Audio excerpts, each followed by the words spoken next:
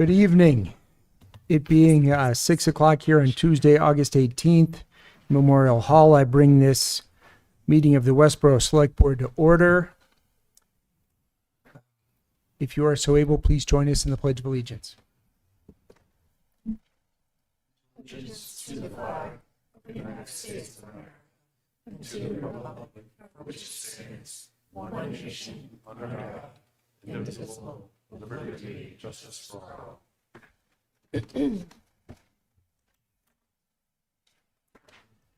We convene or begin every meeting with open forum. Do we have anyone here this evening for open forum? Okay, we have three of you. Sure, go across. Go ahead. Yes, go right ahead, sir. Just a second.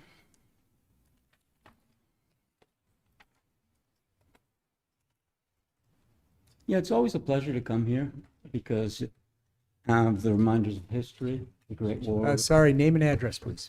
My name is Kieran O'Donnell. Thank you. My address is 293 Turnpike Road Thank you very in much. Westborough. Anyway, I'll skip the introduction.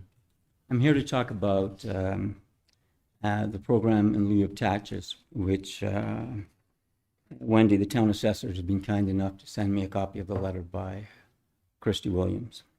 First of all, I really do not like this letter. Why don't I like it? Because it's presented as an opportunity of finding out the great things that you're doing. And why don't you just come down and meet with us? Well, you know where they do that? So I was talking to a guy at the YMCA. They do that in China. The police said, "Oh, I hear there's a Japanese woman staying at your brother's house. Can you come down and talk?" And then you explain that it's her wife. The second thing is, it's not a meeting. It's a one-on-one meeting. The information is flowing all one way, and the town processes it. So it disempowers people. Secondly, it's a scandal, given that the amount that you have increased the taxes this year, that you'd be asking for money for people that are rendering services to the community. If you read what the town of Southborough says about a pilot program, because they're in advance of you, they say, well, the nonprofits aren't paying their fair share.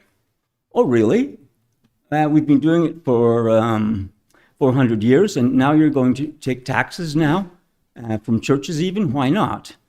So it's illegal for the government to give money to a church, but it's illegal to subsidize, but it's illegal to take a negative subsidy, to say find something like the sex education program in Worcester, which is scandalous.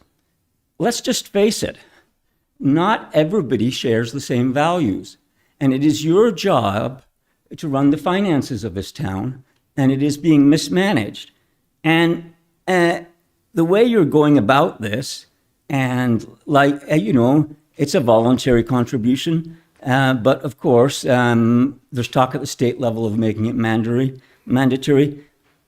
I really find it very offensive, and I'm very disappointed in you. And I'll say one final thing. I would rather not be here. Do not think that I am here for my pleasure, because I've stopped coming here because it's a waste of time. But I had to speak out because you're attacking churches in a state where things are going to hell in a handbasket with abortions in 9 weeks and God knows what else. Thank you very much. Thank you.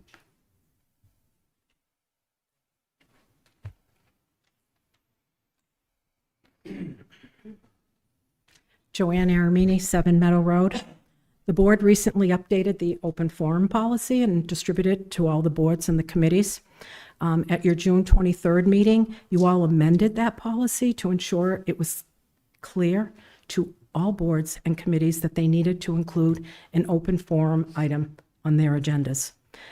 This was because of a town council opinion, which we paid for with our tax money, due to the fact that the planning board would not give the public, an elected board, would not give the public a chance for open forum. At the 6/23 meeting, the chair asked the town manager to follow up to be sure that all agendas were included open forum. At your last meeting on July 21st, town manager did not give you this follow-up. So I checked the agendas myself, took me all of 15 minutes, and I used July 1st as the starting point. And I found that there are a number of committees that have not met since the revised policy was distributed, so more follow-up is needed there. I also found that there are some committees that have met in July and have not included open forum, most noticeably the school committee and all of its subcommittees. The school committee is another elected board that greatly impacts our taxes. The public should have the opportunity to go there in open forum and speak on any issue if they so choose. I understand not all boards report directly to the select board. I can read the organizational chart. However, the select board is responsible for the overall running of this town, and that responsibility is delegated to the town manager. There should be, and I believe there are dotted lines between the select board and all those departments and boards that do not directly report to the select board. It's a cop-out and an excuse to look the other way and do nothing. I'm asking the chair to once again request the town manager to follow up on this issue and ensure that all boards and committees in town include open forum on the agenda. There's only one thing worse than not having a policy, and that's having a policy and not following it. You get into trouble that way. Thank you. Thank you.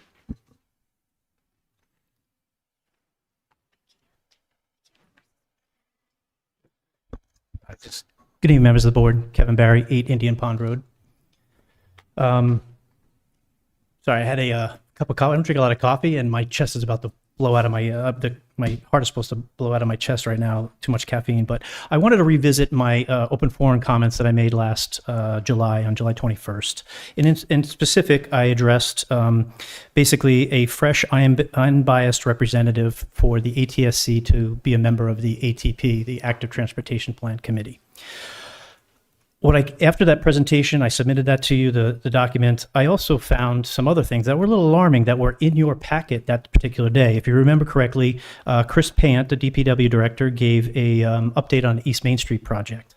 And in it, he presented a email chain that he was part of that pretty much hits home, again, some of the things that I discussed on that meeting. And I have a bunch of documentation to present to you, and I'm going to go through it. But I want to go through quickly some highlights as far as this, to again, re-emphasize or emphasize that this is a conflict of interest with Don Byrne being a member of the ATSC, being on that ATP committee.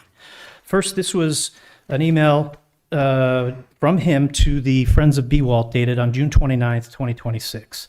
On it, he wrote, "I wanted people to know that Northborough got its grant from Mass Trails to do the feasibility study for Bewalt along Route 9.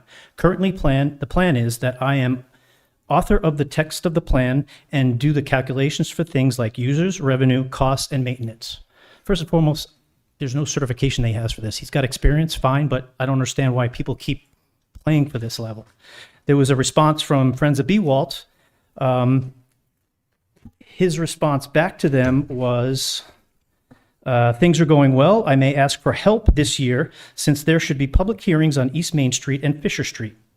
Both of the projects are disasters that violate current standards, including ADA, various bicycle standards, and tip requirements for shared use paths. They are getting away with it by calling the effort sidewalks. Unfortunately, e-bikes will be blocked from sidewalks, and there is some discussion in the Commonwealth of, say, you have the younger than 13 to ride bike on a sidewalk. This will basically mean the projects that DPW is selling as a bike projects won't allow bikes. He finishes, "I hope Friends of Bewalt can help get people out to demand the projects are fixed before they go forward, even though that will mean the town loses grant money." He's in effect sabotaging the efforts of DPW, of the MassDOT TIP program that's been approved. And this is continuing, this is ridiculous. So Bill Linane was part of this. He responded and forwarded this information to Chris Payant, who wrote this and CC'd Christy Williams, the town manager. He started by saying, "Bill, thanks for asking. I appreciate the opportunity to correct the misleading and inaccurate information in the below email. Feel free to share the facts below." He goes further. His closing comments are, I don't have any comment on speculation about the possibility of future regulatory changes in the Commonwealth regarding e-bikes. However, I don't believe MassDOT would fund projects that violate current standards. Lastly, the DPW is not selling anything. Over multiple years, we proactively pursued $14 million of external funding to address the transportation priorities identified by the town. So this, in essence, was from Chris Pant to Christie, and it was in your packet, I believe, when I made this presentation, yet there's no agenda item. I come to find out further investigation, he made a presentation to Shrewsbury Trails Committee on August 12th. There's an agenda item, I'll include it.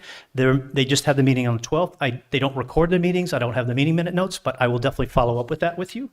It's just ridiculous. And then at yesterday's ATSC meeting, once again, he's not fully transparent, this is Don Byrne, about his current actions. First, during the BWALT update agenda item, he informed the committee that Northborough did get awarded the grant for Mass Trails, and they accepted it. He then went further that they are proceeding with the feasibility study. He'd never disclosed to the committee, the people that he's members of this committee with, that he's doing their feasibility study. Right? He's telling everybody else, but doesn't tell the committee, and he's misrepresenting himself to Shrewsbury as well as Northborough, pushing his forward agenda. Then when he was asked for an update on the first ATP meetings, because he hadn't been able to give that, he wasn't fully disclosed. He had no notes. There's meeting minute notes that VHB does. I have a copy of it that he could have gone through just quickly. He never did that. In it, he also basically, during that meeting yesterday, he presented a map that came out of nowhere, brand new map. I'll submit it to you. It was a crosstown connector map that he came up with. He described the map, which is newly authored as a crosstown connector bike path, in which there are some never before disclosed connections, if you will. It's kind of a BWALT 2.0 southern route, if you will.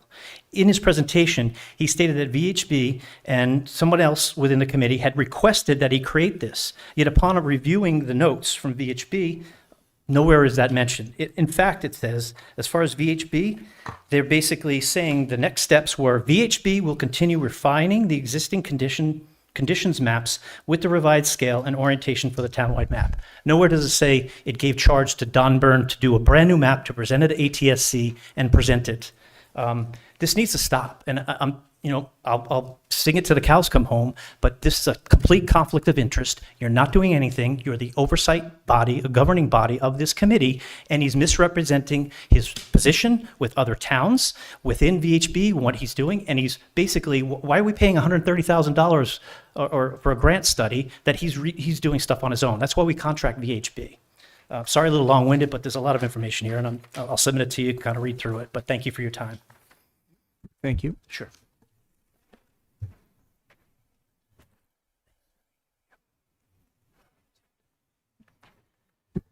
Okay, item 2 on our agenda today is a charter review discussion. I'll hand it over to our town manager, and I believe our town moderator is here as well. So this is just the first step in, excuse me, in the board's FY27 goal of review of town charter and town meeting efficiencies and form. The action items under that memo that was approved was work with the town moderator to develop next steps, including mission scope for charter review committee. My recommendation, what you have in your packet, is just a request to identify 2 members of your board to work with myself and the town moderator to craft sort of a plan to move this forward and then come back to the board for your ultimate approval. And I did mention it to the town moderator. I know he has some additional information which will be part of those subsequent meetings. Thank you, Christy. And John, I don't know if you want to make any comments now or up to you. Hello, John Arnold, 251 West Main Street, Town Moderator. As I said, I'm not going to take up a lot of time. I just want to say I'm welcome and very welcoming to work with you, whoever you appoint to do it. As I've said many times, I think there's no perfect self-government. There are many things we can do with the form of government we have. There are things we could change to make it different. And I think us working together to identify what the problems are before we jump to solutions is the way to go. And it sounds like the process you're setting up is a good way to do that. So I won't say anything else because I know you got a long agenda. Other than to say I'm looking forward to working with you and Christy and figuring out what the best path for the voters is. Thank you. Thank you very much. All right, I'll hand it to the board. So we're looking for 1 or 2 select board members. Thoughts, interest? I will say right out of the gate, I'm interested in participating. I'll also say that I think it's such an important topic that I think it's important that we have two members on the committee or on this discussion with John and Christy. So I think that it warrants that level of attention from us. And I'm glad to see this get onto our agenda. And thank you, John, for being here tonight as we begin the discussion around this. I'm happy to do it. I also will defer to someone else. I don't want to monopolize all the appointments. So, do we know if Shelby has any interest? She's pretty busy, I know. Yeah. And I don't know how long, well, I guess this is just a sort of introductory committee, and that it will be the basis for forming the permanent committee so. I definitely would be interested in this. Participated prior. I think I bring a lot of experience to it, and I do have capacity. Just as of right now, some of my liaison or appointment committees haven't met yet. I know we will hopefully get municipal building committee back meeting, but for right now, I'd be happy to do it and have the time to do it. Thank you both. All right. Yeah, I would be more than happy to defer to Patrick and Ian on this, and let them get started with Christy and John on this exercise.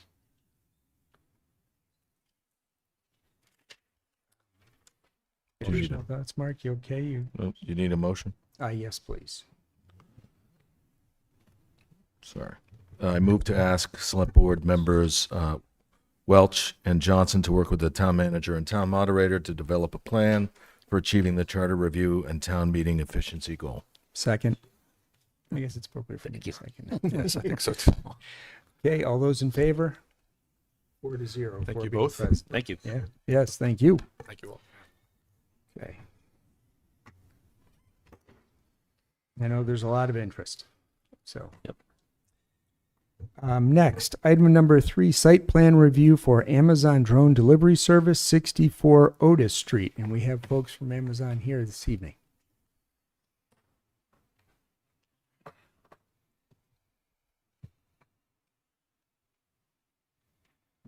The first test. Take your time. Screen's activated. Christy or Amanda? Oh, there you go. Oh. Yeah. She's on. Oh, look at that. Good evening, Chair, members of the board. Thank you for having us this evening. My name is Jonathan Greeley, and I serve as Amazon's head of economic development here in New England, based in Boston. My role is to help Amazon think about how we grow and operate, partnering with the communities across the Commonwealth, including right here in Westborough. I want to start by sharing a little bit about Amazon's presence in Massachusetts before I turn things over to our primary team, who will walk you through our plans for 64 Otis Street. Amazon has been a part of Massachusetts since 2010. In that time, we've invested more than $35 billion in the Commonwealth, including infrastructure and employee compensation. That investment has contributed over $30 billion to the state's GDP. Today, Amazon directly employs more than 24,000 full-time, part-time workers across the state, including more than 1,500 here in Westborough. Beyond our own workforce, our operations support additional 20,000 plus indirect jobs in industries like construction, logistics and professional services, the suppliers and partners that we rely on every single day. We operate across a range of facilities here in the state, 9 fulfillment centers and sortation centers, 16 delivery stations, 32 Whole Food markets, and many more. Westborough holds a special place in Amazon's story here in this Commonwealth. It's home to Amazon Robotics, where our teams design, build, and test robots that help us deliver for our customers across the world. Over the past 12 years, more than 1 million robots have been produced here in North Reading to fuel our logistics operations. Westborough is also home to SMA1, the logistics facility that we'll be discussing here tonight. In short, this is a community where Amazon has deep roots. We're not just passing through, we're part of your neighbor. That brings me to tonight's presentation. We're excited to share with you the next chapter of Amazon's story in Westborough. I'd like to introduce the primary team. We'll take you through the details, and we're happy to answer any questions you may have over the course of the evening. Thank you very much. Thank you. It's Jonathan. Good evening, Chairman, members of the board. Tarek Wafai, also with Amazon's economic development team, and I cover and lead our efforts for our primary drone delivery program. Jonathan gave a great introduction. We are the most customer-centric company in the world. And as part of that, We're constantly innovating, and Westborough, Mass has been exactly that type of beacon of innovation that we're looking for.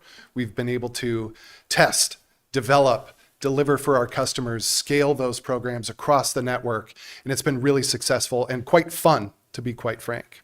So I've got some folks from our Kimley Horn team here as well. We've got Bill and John Little both joining us. They were helping us with our site plan documents, but I want to spend just some time walking you through the concept. This is fairly new to a lot of communities that we're operating in, and so I want to give you some of those high-level details, make sure we spend plenty of time answering any initial questions you might have. So our mission, other than satisfying our demands of our customers and continuing to deliver and innovate for them, is safety first. We do everything with safety and privacy in mind. That is at the epicenter of all of our different programs that we're operating across the entire company. And this is a really exciting one as we continue to increase the speed of delivery, which started at several days, then came down to a couple days, and then turned into next day. And now we've been doing same day delivery right here in Westborough for a long time. Now we can deliver in 60 minutes or less to those customers, oftentimes hitting that 30-minute or less mark by way of a primary drone. But we can't do that successfully if we're not doing that in a safe way. So this brainchild of Mr. Bezos himself in 2013, it has taken that long for us to get this up and running. Why? Because we brought everything in-house. We designed a system, we designed an aircraft, we made sure the right people, the right engineers were on board to make sure that we were the safest company out there doing commercial drone operations. And we're doing just that in several places across the country right now, with many others to come before the end of this year. I'm not going to list all of them on the screen here, but that photograph is from our Tolleson, Arizona site. That has been a very successful drone delivery program, immediately abutting a residential neighborhood, but we have found a way to integrate into that community. Our vertical takeoff and landing has been a very minimal disruption for them, and we are doing tens of thousands of deliveries per month across our network. What does the drone look like, and how does this work? We get a lot of these questions, so I'll try to tee them up as much as I can here. The drone is about 5.5 feet tall and about 5 feet wide. Why is that? It's a 6-blade system. It flies both vertically for ascent and landing, but also forward flight up to 74 miles per hour. So this is a serious aircraft built with all of the most up-to-date safety standards. With that, it can hold a payload of up to about 5 pounds, which happens to be about 60% of all of the products that we deliver out of our fulfillment centers today. So if you look back into your order history, if you're a customer, most of those items are likely under 5 pounds and could fit into a shoebox and thereby be eligible for this drone delivery program. Our delivery service range, and I've got a map later on in this presentation that shows that, but essentially we would be delivering to customers within 7.5 miles from SMA1, our same-day delivery station on Otis Street. We have figured out a lot of quirks along the way. This is our second iteration of the drone. It's the quietest, it's the safest, and it can operate at very low temperatures and very high temperatures. So we're delivering, like I said, in Tolleson, Arizona, which right now, not the greatest place to be unless you really like a dry heat. And then we can deliver in very cold temperatures down to 14 degrees. We can deliver in light rain and light wind. So this has been a major design to get to this Mark 30 drone for us to be able to deliver for our customers in lots of different physical environments. It's 100% autonomous and 100% electric. So we use a lithium-ion battery to power the drone in flight. We charge those batteries every time there's a flight to make sure each flight begins with a full battery charge.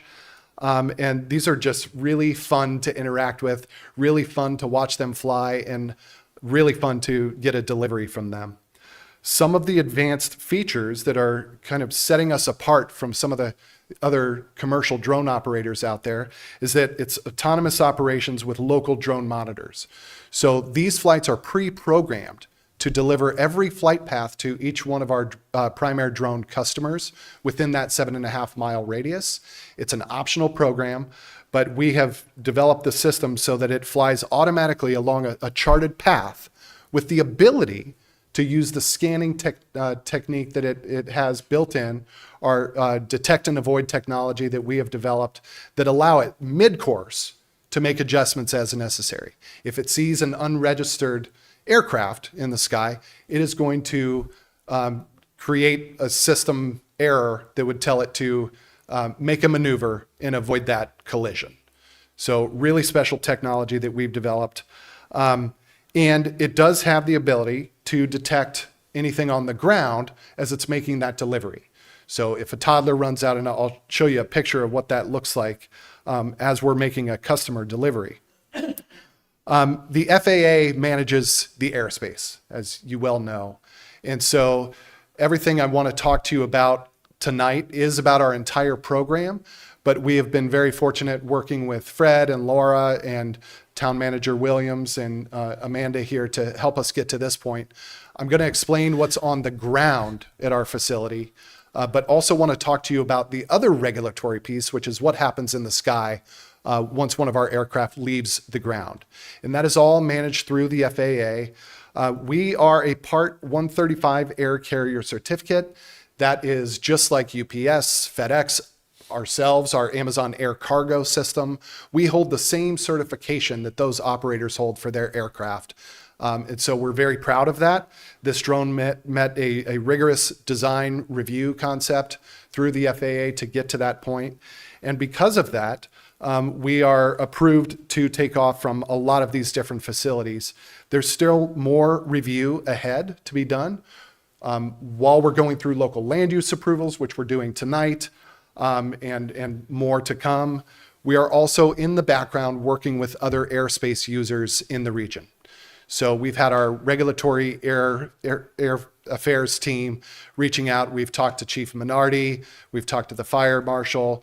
We've been working with a lot of emergency responders and heliport operators and medical centers within this 7.5 mile delivery service area to make sure that we're deconflicting the airspace. That is important to us. What we don't want to do is start delivering too early before we've had those conversations and have the system grounded because we didn't do the due diligence. So we flip that on its head. We never start operating until we have full clearance through the FAA, until they've gone through their robust environmental analysis, which they do for every site, which is a public process that reviews, are there sensitive receptors? Are there environmental conditions that exist within that delivery service radius that should be cared for in a different way? And in all of our current operations, it has come back to say no significant impact in those areas. Why is that? It's because we're able to deconflict around those areas. Where an airport exists, we establish a no-fly zone. Where wildlife corridors exist that are important to the community, we establish a no-fly zone so that our drones are not interacting in those environments. But it's a robust process. It is still many, many weeks ahead on the heels and somewhat concurrently with our land use approval process. But we're just excited to be on the path for eventually planning on delivering here in Westborough and your neighbors. What does this look like as a customer? So if you're an Amazon customer now, most of you are ordering through the app on your phone or from your personal device or your laptop. When you pull up the app, you might notice if you click on a particular product, it will say this could be delivered. Today, it probably says within 2 to 3 hours for a small surcharge. Well, this will be in addition to that. As a primary customer, if that item is eligible for drone delivery, less than 5 pounds, can fit in the shoebox, you're within the 7.5 mile radius, it will alert you that you're eligible for drone delivery. This is an optional service. You don't have to be a primary drone customer, but if you opt into it, we work with you to establish those landing areas on your property to make sure that you've got basically a 100-foot tall, 18-foot wide cylinder that would allow us to safely descend vertically and drop the package for you. There is a premium if you're a primary customer, it's $299. If you're not a primary customer, it's $499, but again, optional service. What happens is you would click on that item if you're already a primary customer. An employee in our warehouse would walk that item out to the primary drone delivery center and bring it into the restricted area where we store and charge our drones. And a different associate would load that package into the rear of the aircraft, and then it would begin its descent once everything is cleared by our flight monitors and make its way to the customer's house. All of this happens, in many cases, in about 30 minutes time from you clicking order to it arriving in your yard. So pretty sensational stuff here. I mentioned that our batteries are charged on site. We're working with a vendor now that have built battery vaults for us to charge those batteries on site safely. Of course, this will be a big condition, working with the fire department to make sure that they have all of the specs on those products to make sure that there are no incidents. And when there are, we can take care of them immediately. I want to show you just a little bit more about what this looks like, because we get a lot of questions. Yes, the aircraft has the capability to do forward flight at very high speed, but at the beginning from our fulfillment center, it is vertically taking off to about 100 feet or more before it begins its transition to forward flight. So that has been the best way for us to be good neighbors, both at takeoff from the fulfillment center and at landing at the customer's house. Get as high as you can in the sky as quickly as possible before you begin forward flight. And then when it reaches cruising altitude, we're at an altitude of about 205 to 370 feet on the way back and forth to the customer. And at that, it's almost imperceptible if you're indoors at those cruising altitudes. You can hear it if you're within about 500 feet of the takeoff or landing, but it'd be about normal conversation. It would be about holding an electric toothbrush out at arm's length.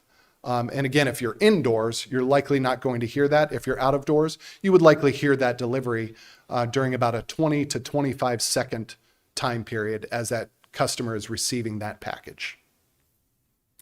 And I mentioned this already, but our drone is unique in that it does not disrupt what's happening on the ground. Instead, we hover at about 13 feet above the landing zone and drop the package there.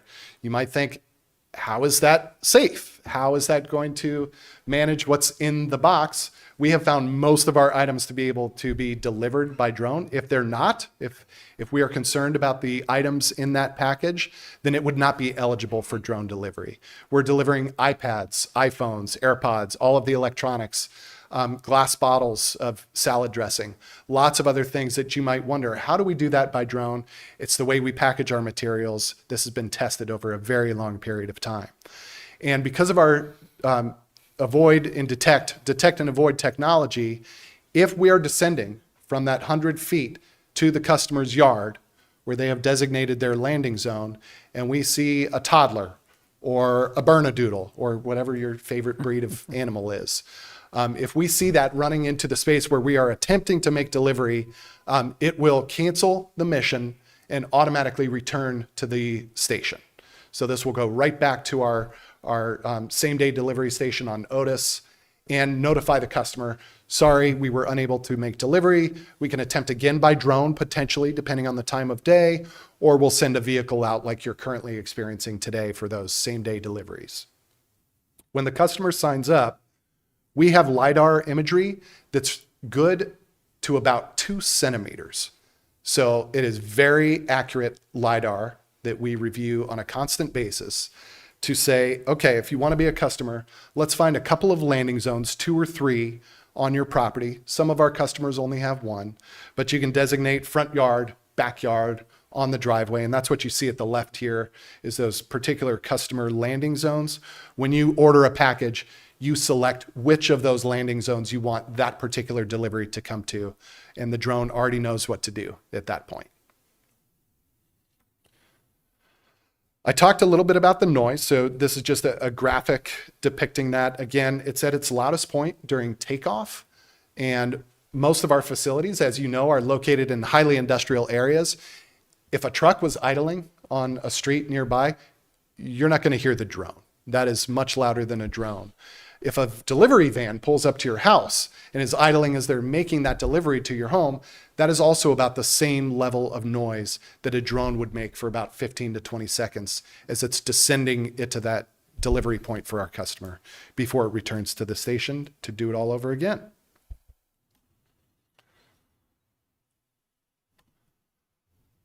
Okay, so why are we here tonight? Let's talk about the land use component, but I thought that might be helpful context for you all. We call it the paddock. It's our prime air drone delivery center. And this consists of several things that I'll zoom in on in a couple of slides here. It's the launch pads where we are taking off with each drone. It's the battery charging and storage.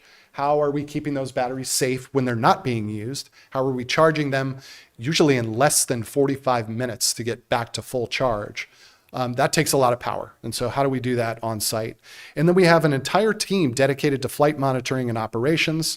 These are folks that all have their Part 107 commercial drone operator certificate through the FAA. It's a special program. We love to train our current employees and elevate their current warehouse experience into a new certified technical role. So we have great success at doing that. That doesn't always happen. We are taking a lot of Boeing engineers. We have a lot of other commercial drone operators that have come to Amazon with interest in being part of this really innovative program. And then the other component is how we're storing the drones. So when they're not in use, these are expensive vehicles, so we need to make sure that we're keeping them safe when they're sitting out there on the site. So zooming out, high level, this is the stars on our 64 Otis Street facility, SMA1 we call it.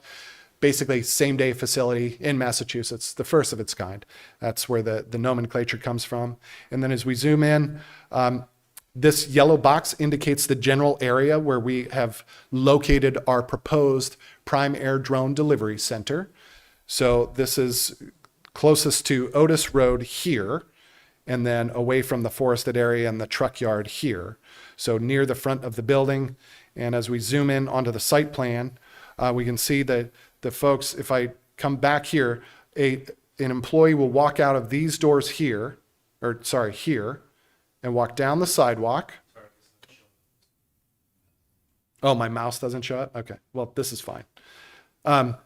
So an employee would walk out into the site using all of the existing crosswalks. We're gonna add crosswalks too and speed bumps just to make sure we're reducing any potential pedestrian and vehicle conflicts in that parking area. They would walk that package out to the secured prime air drone delivery center. You see 3 trailers there. One is for our command center. So we'll have a couple of flight monitors out there. Their job is not to monitor video or camera images. They're looking at it like you would if you were an FAA employee in a flight tower. So they see in real time, plan view, blips on the map that are showing radar of all aircraft in the area. Even though these are autonomous aircraft that are pre-programmed to deconflict with other airspace users, we do have the added safety feature of monitoring every single one of our flights. So that if we need to make a judgment call, we can do that. And we often hear from a lot of communities that have drone as a first responder program through police and fire and others. They are using drones as well. Our communication system upon day one of operations allows them to have immediate contact with our team to ground our operations as needed. If there's criminal activity, if there's a big fire somewhere and we just need to avoid an area entirely, we can ground our fleet within seconds. So it's a really good program that we have set up. Those are our flight monitors, making sure things go well. We're charging batteries in other trailers. We are storing drones in the other trailer. And this is all to be very nimble on the site. If a major weather event were to happen, we can easily move some of those drones to the interior of the building. We have space to do that. But during operations, which are during daylight hours, civil twilight hours, basically sunrise to sundown is when we're operating out of this outdoor paddock. We have a dedicated launch circle that you see there on the left, and then a dedicated landing circle, which is on the right. So there's never conflicts between our drones that are taking off and our drones that are landing. If we encounter a problem in the sky for any reason, if a drone sees a dog and has to come back to the station, it can normally come back to land. If we get a signal on our drone that a propeller is running hot for some reason or any type of issue on the aircraft itself, it will land on a divert pad outside of that general area so that we can run a full inspection of that aircraft and target exactly what the problem might be.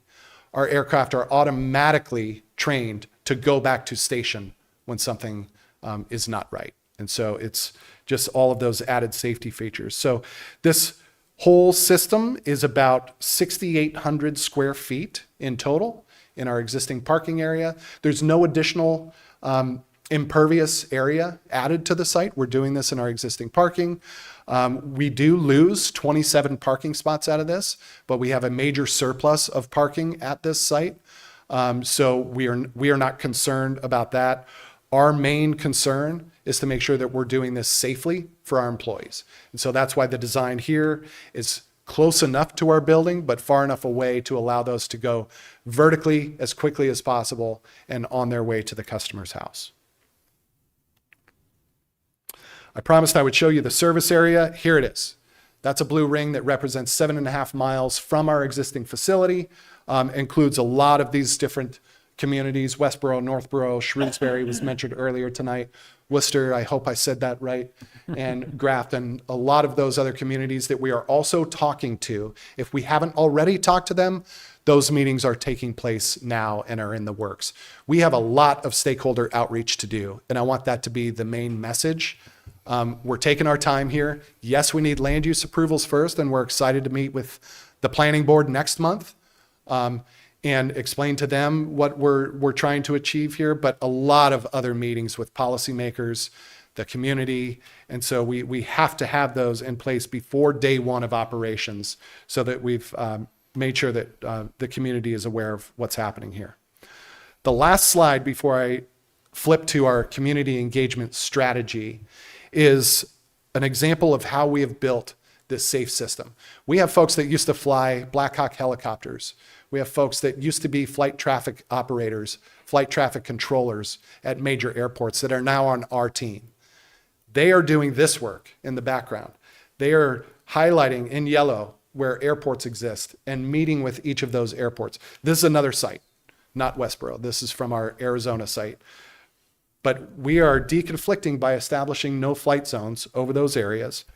The green areas represent ADSB, or advanced surveillance technology from digital responses that airplanes push out to radar systems, and even unregistered vehicles that also push out ADSB technology. We track that over the course of a year and say, all right, where's there just a lot of muck in the sky? We'll put a no-fly zone over that too, just to make sure we're not going into areas with a lot of action. This purple, which is really interesting, is bald eagle habitat for nesting areas from December to March at this particular site. So December to March, you can see that kind of cuts off the southern edge of our delivery service radius for those customers. They're welcome to come back in April, but we cannot fly through that area because of the nesting balding eagles. All of those meetings have to take place. There's a lot of groundwork, a lot of analysis. We work with the FAA to do that. And then those blue lines tell you from our station in the center of that map, here's what that flight path looks like to avoid all of those potential conflicts with other vehicles in the sky. That's what that particular flight path looks like. We're cleared now at most of our sites for about 1,000 flights per day. And that was a conservative estimate on our end, to make sure that by 2031 or so that we might get close to that 1,000 flights per day. It's going to ramp up slowly. Customers have to get comfortable using it. A lot of folks don't even know it exists in some of the communities where we've already launched.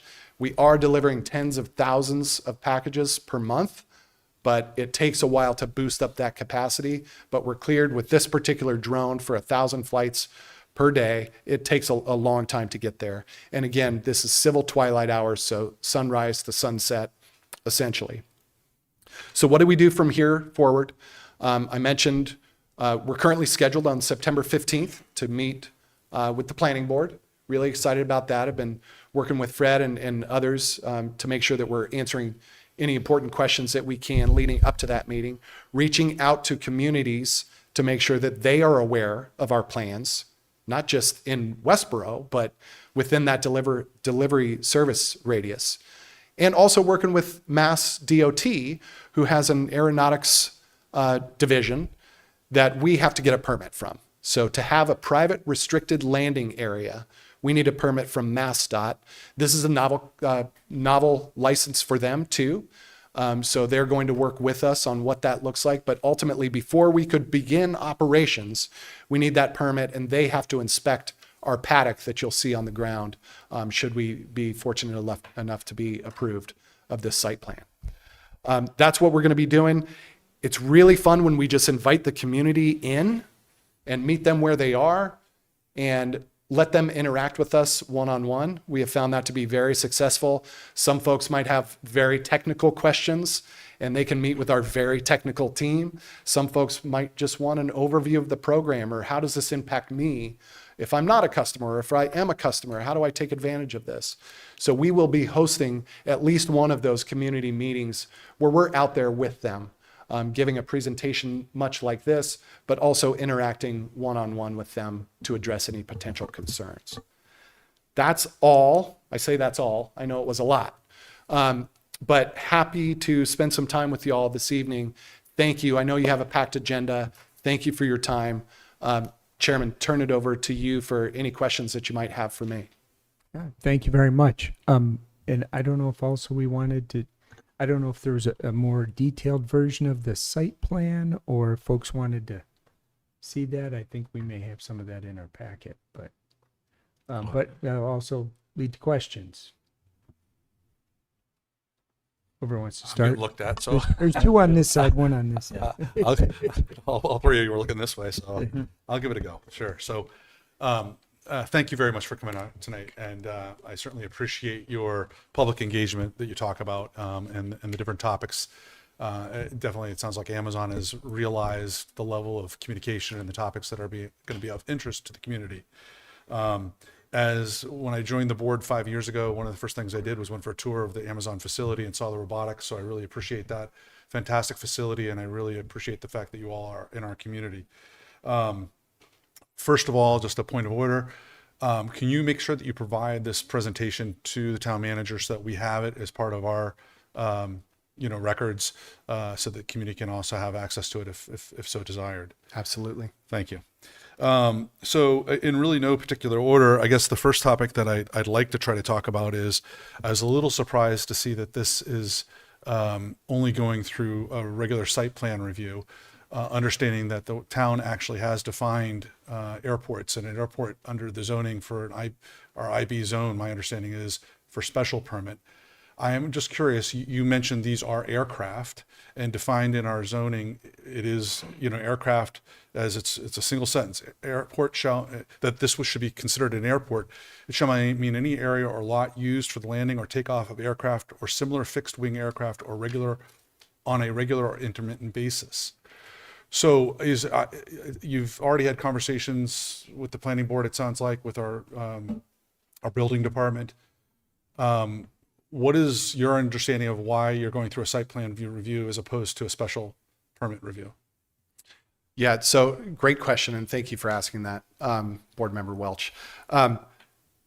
We met very early on with the planning department and their team and determined that this would just be accessory to what we are already doing at the site. And so that has been the case for almost all of our entitlements across our entire network. Nobody has called us an airport or a heliport, although most of them do have definitions of those in their codes. They understand that this is a novel concept that really wasn't drafted in a way to treat a drone vertical takeoff with unmanned aircraft leaving that facility in a 64 to 10,000 square foot paddock. And so our operations, what we do at that site today, is fulfill customer orders and deliver to those customers. This is another vehicle that we are using to fulfill those orders, but the use of our property is really not changing. And so that was the premise for that decision. It's been the premise for the decision by many communities. Again, that would be new for us to be treated as an airport, but I am aware of the definition and understand the concern. I appreciate that. And as an Amazon customer, as I'm sure likely everybody in this room and certainly anybody who's listening likely is an Amazon customer, I appreciate the creativity of new delivery options, and certainly can see the need for improving that as you look at your business model. I disagree, regardless of it being novel or not. You're in an industry that is constantly innovating, right? And that's the nature of the beast. It doesn't mean that we then, I'll say, arbitrarily redefine airports as because of a novel idea. So my request is, because again, we're submitting feedback to the planning board as part of our site plan process, is that they reconsider the definition and therefore consider this under a special permit. I would also Fred's going to speak, so. Hey, Fred. Fred Lenard, Community Development Director for a town. We've actually, Bill Heslett, the building commissioner, zoning enforcement officer, has looked at this and ruled this not to be the level of an airport, and it is an accessory use to the warehouse and processing operation that's already there. So it's incidental and accessory to the primary use. We've consulted town council, and they're in agreement with that determination. So it doesn't rise to the level of a special permit, just site plan review. Interesting. It's already been couched through town council. Yeah, no, I appreciate that, Fred. I didn't have that insight, so I really do appreciate that. I guess I'm a little surprised, again, being a layman, and as I read our zoning, to me, it's very clear. Even the applicant has actually defined or comment on this as being aircraft. So to me, that's what that particular zoning line is about. So it sounds like it's water under the bridge, but my comments nonetheless, I think, still hold a little bit of water. So to continue on, you mentioned, again, no particular order here, you mentioned the way that the flight trajectory happens up, and that's good to hear that it goes up 100 feet, then takes off, because that is a major road. We're doing major renovations in that area to improve that intersection. So I am appreciative of that. But it does, you kind of talked about the emergency response piece and being able to ground the force.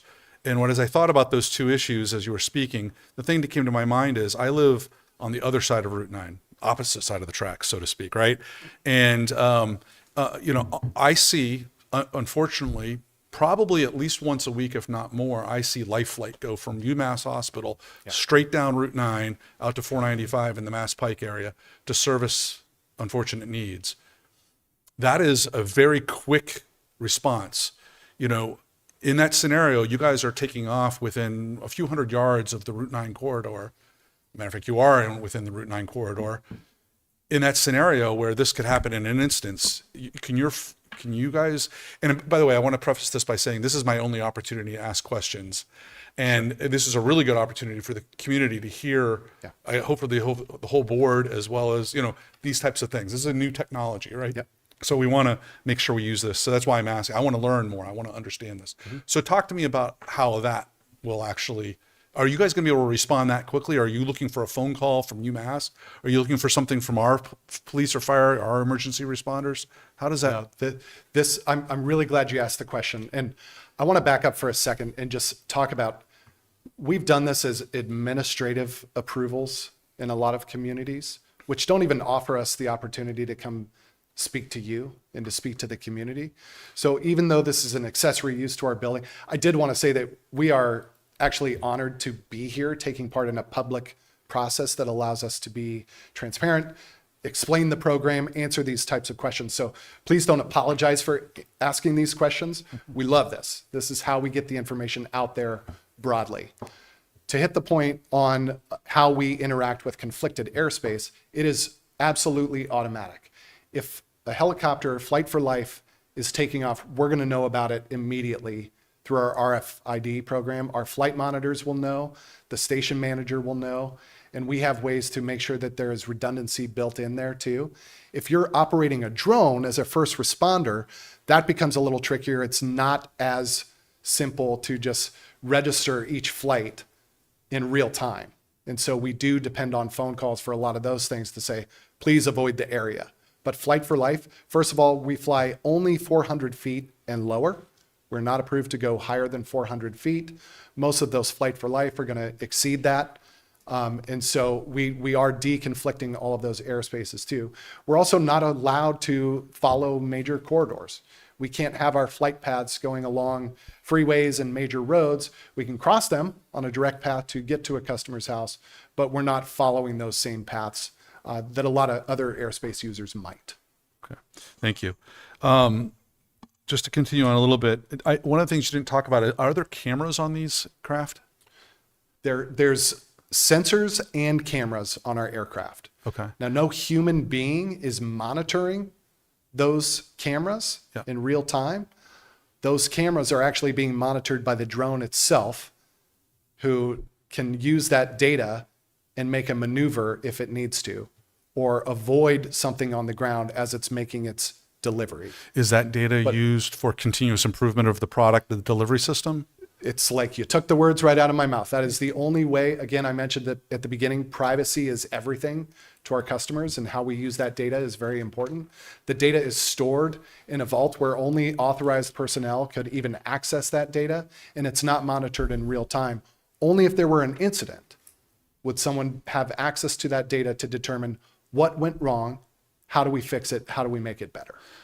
Does the technology allow, and I'm really glad to see privacy on your slides, Yes. right? So I'm going to ask a very pointed scenario question to you. Does the technology provide that a home is not videoed? So what I'm imagining is this: you're coming in for your 100-foot drop, you're getting 13 foot off the ground to make your drop, and I'm just going to use a scenario that comes to mind. I don't have a 16-year-old daughter anymore, but if I had a 16-year-old daughter in her bedroom in the front of my house, she forgot to pull the blinds, she was getting changed, and your drone comes down and happens to film her, how do I know that that's not happening? How do I know that if it did happen, that regardless if it's in a vault, that data is being scrubbed? Because that's a privacy issue, right? So talk to me about kind of those types of scenarios. How are you going to address that? Yeah, I do have a 17-year-old daughter. Okay. So, but I'm not eligible for drone delivery yet. So we are not scanning the area when a package is being delivered. It treats that 100-foot, 18-foot wide cylinder as the area that it needs to make sure is totally safe to make a delivery. So that is the scan that our cameras and sensors are using. It is not peering forward as it's making that delivery.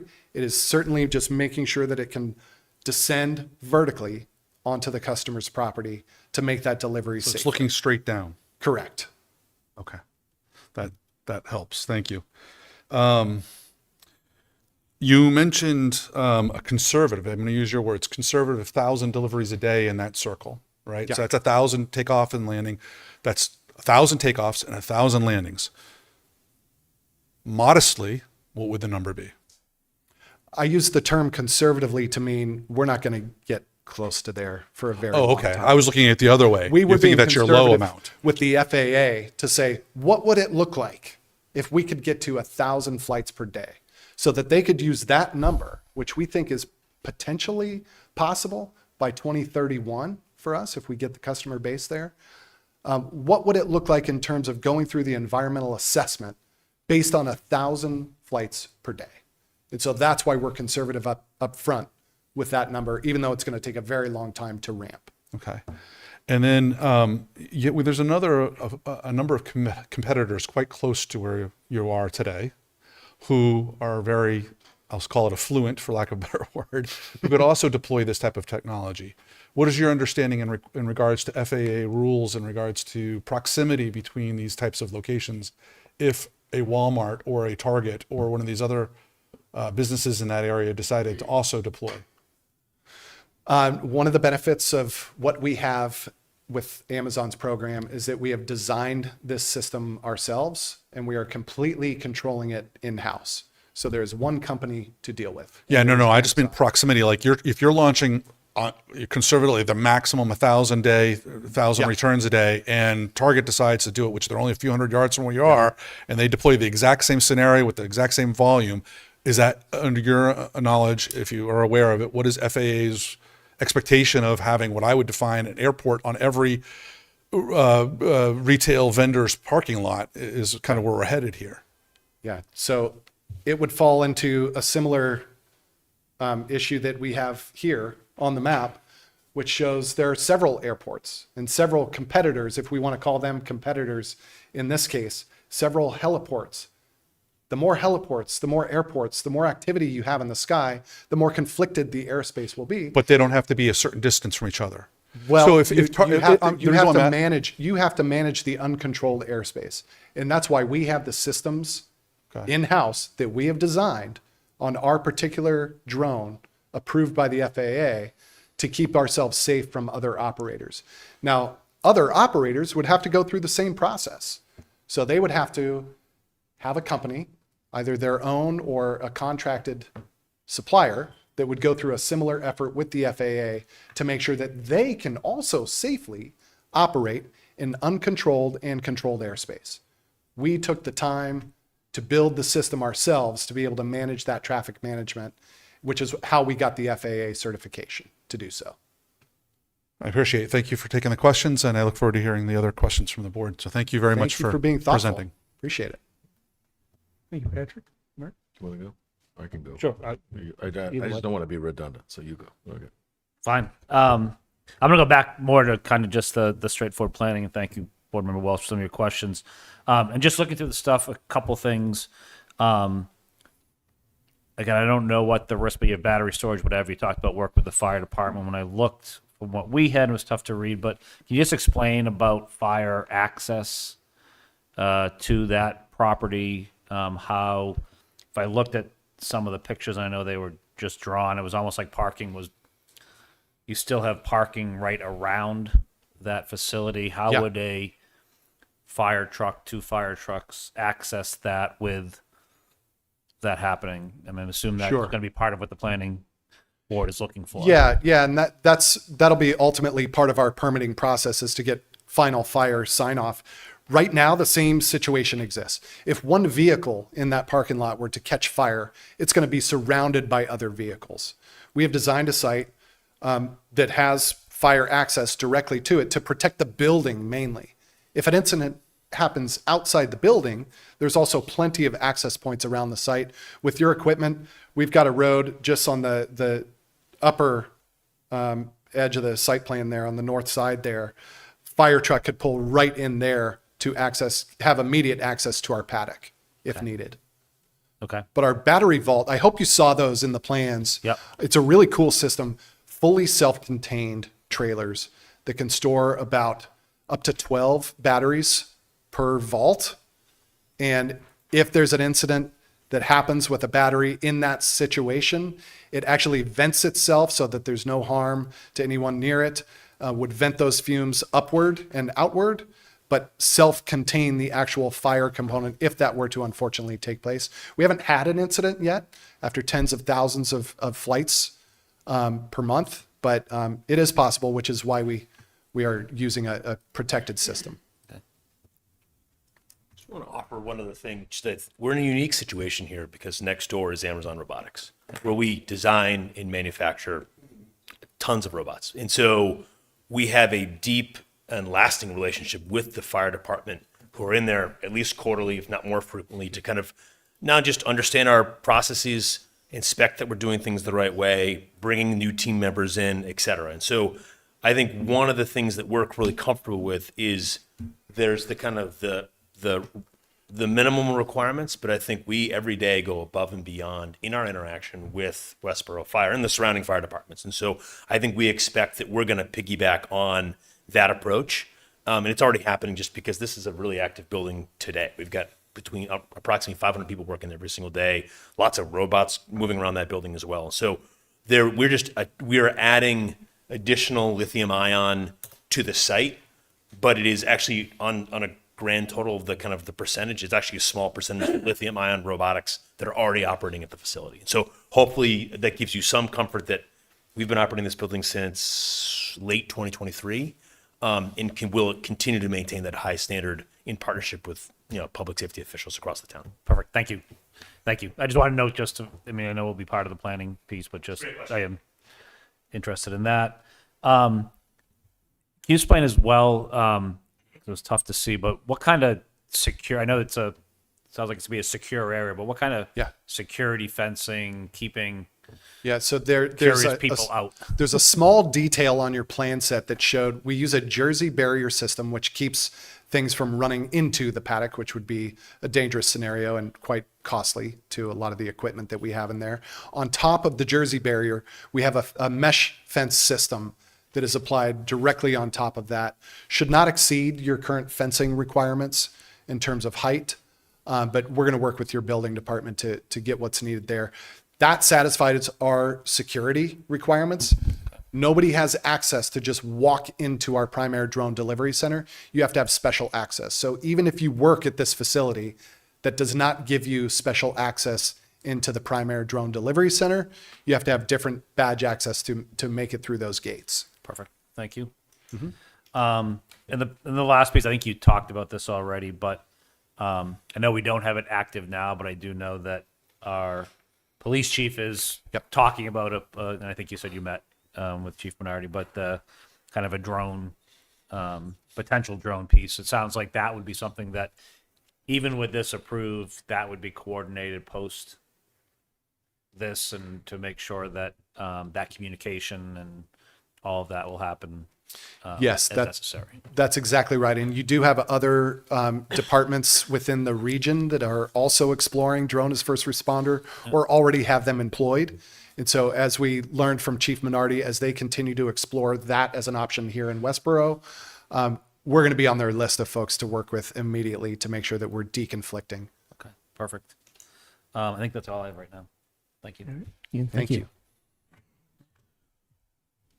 Thank you so much for coming in. I appreciate all the information you gave us. And just, we're in a unique, well, not so unique for us, but probably unique for you in the sense that we're not really putting requirements on you. We're just putting recommendations over to the planning board, and they're the ones with authority on this, at least for now. And that really brings me back to Patrick's question, and I think it was answered, but, you know, the definition in our zoning of airport is pretty clear.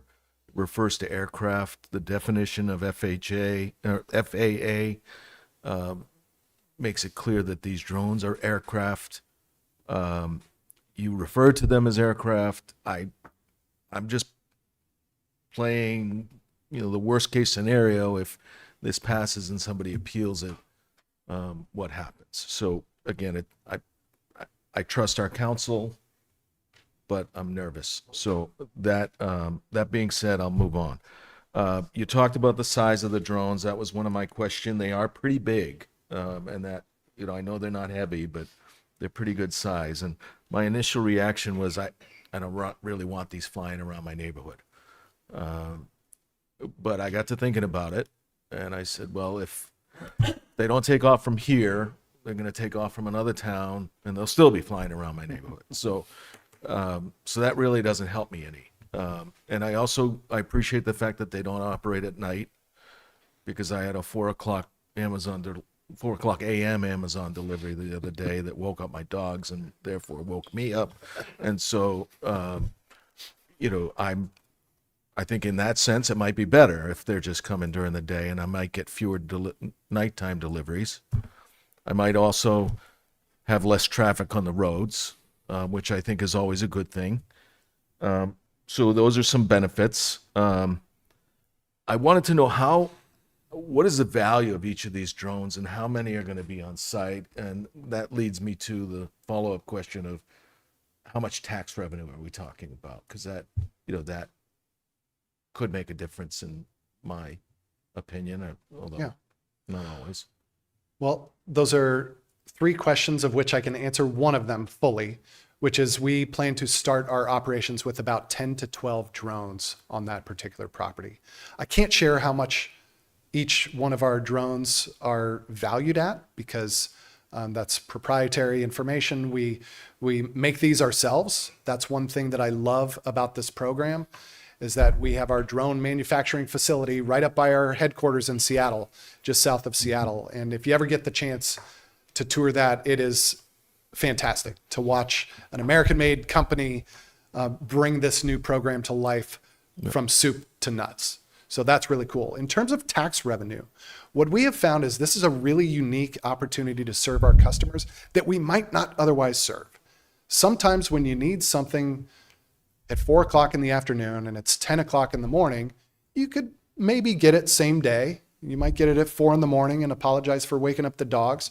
But a lot of those trips end up being other companies, people taking a single vehicle out onto the roads that are already congested, going to the corner store or a particular market, buying the single item that they really needed now, be it baby formula, diapers, children's Tylenol. I'm thinking of what you need in a pinch. You can tell where my head is right now. Getting that one item, coming back. So you've got 2 road trips there. You're getting a tax benefit there, but you're still getting tax benefit from the product coming from Amazon. Now, what's really great about our company is that 60% of everything that's sold on Amazon.com is coming from our small and medium-sized independent sellers. And so that helps them achieve different results for their customers too. Each time we deliver for our customers in an innovative way to get things at scale faster and to a broader audience, that allows them to sell more product, which in turn allows them to go out, spend more money at restaurants, spend more money at malls and other ways. And so it's cyclical. Do we have the exact data for what this is going to look like for specific tax revenue due to that? I don't have that answer tonight. Maybe what I'd suggest is maybe just reiterating the point earlier that we already have hundreds of robotics proprietary technology on the site today. In partnership with your assessing department, we found a way to engage in the business personal property tax payments. And so I think I would expect that if we're so successful to deploy this, et cetera, that becomes a conversation where we kind of work in hand with the town to figure out what that looks like. I think the summary is, I don't think either one of us have the detail beyond that tonight, would simply be, this will be a revenue opportunity for the town, right? The magnitude of which I think we could try to get you a little more information on, but I think would probably be subject to a negotiation with your tax team. But I think to that point, sorry, just to jump in there. No, please, if I could, go ahead. That it's considered personal, and our finance director came in. It is considered personal property, similar to what you have today. It will be assessed, and we will get tax revenue off that as it's assessed by the assessor's office. Correct. Perfect. Thank you. So, how many? I think you talked a little bit about how many deliveries per day. I just in the long term, I've heard, I did some homework and I've read articles where Jeff Bezos said that 85% of the deliveries are under 5 pounds, and this is designed to deliver packages under 5 pounds. And if I look at 85% of all the deliveries out of this site, that's a whole lot of deliveries that, that's a lot more than you're projecting. So I'm just concerned, like what, long-term, 20 years from now, 30 years from now, are we going to be looking at thousands of these drones taking off just for this 7-mile radius, or possibly a greater radius as the technology increases and you go further with the drones? Yeah, interesting question. So I want to capture those percentages a little bit different. So most of the product in our fulfillment centers now are eligible for drone delivery by size and weight, being less than 5 pounds and can fit in a shoebox. That doesn't mean that most of those deliveries are going to be made by drone. We're not canceling the other delivery mechanism, which is by personal vehicle to our customers' homes. This is in addition to. This is an opt-in for the customer. We can kind of roughly guess that we'll see about 10 deliveries per hour once we get underway with operations here. And so we're going to be nowhere near that 1,000 mark for many months and years to come. What that looks like long-term into the future, as different drones are developed, as the regulations might change from FAA, which I would expect would happen as more commercial drone operators are becoming active in the airspace. That's tough to predict. But for now, it's a slow ramp up to deliver for our customers as an option. It is not automatic. You have to tell the system that you would rather have this by drone than personal vehicle, and you pay a premium to have that service. Okay. I'm not sure that all right. So we're delivering thousands of deliveries per day today Right. out of that facility, thousands. And a lot of those deliveries, it's a different model in many ways. One is that one vehicle that pulls up to that site, and if you haven't toured that facility, I think that I'm going to wink here at Jonathan in the background and say we might want to do that at some point. One vehicle pulls up from our delivery service partner, and they might take 40 to 50 packages out to our customers in the region. And it could be much farther than that 7.5-mile delivery service radius also. And each one of those packages might have several different items in that package. And so one vehicle in that instance is taking care of many, many, many units. One drone takes one unit and one box to one single customer. So we'll never reach that 85% of our deliveries being made by drone. It's an addition to help complement our existing service. It is not a replacement. Okay. Next question.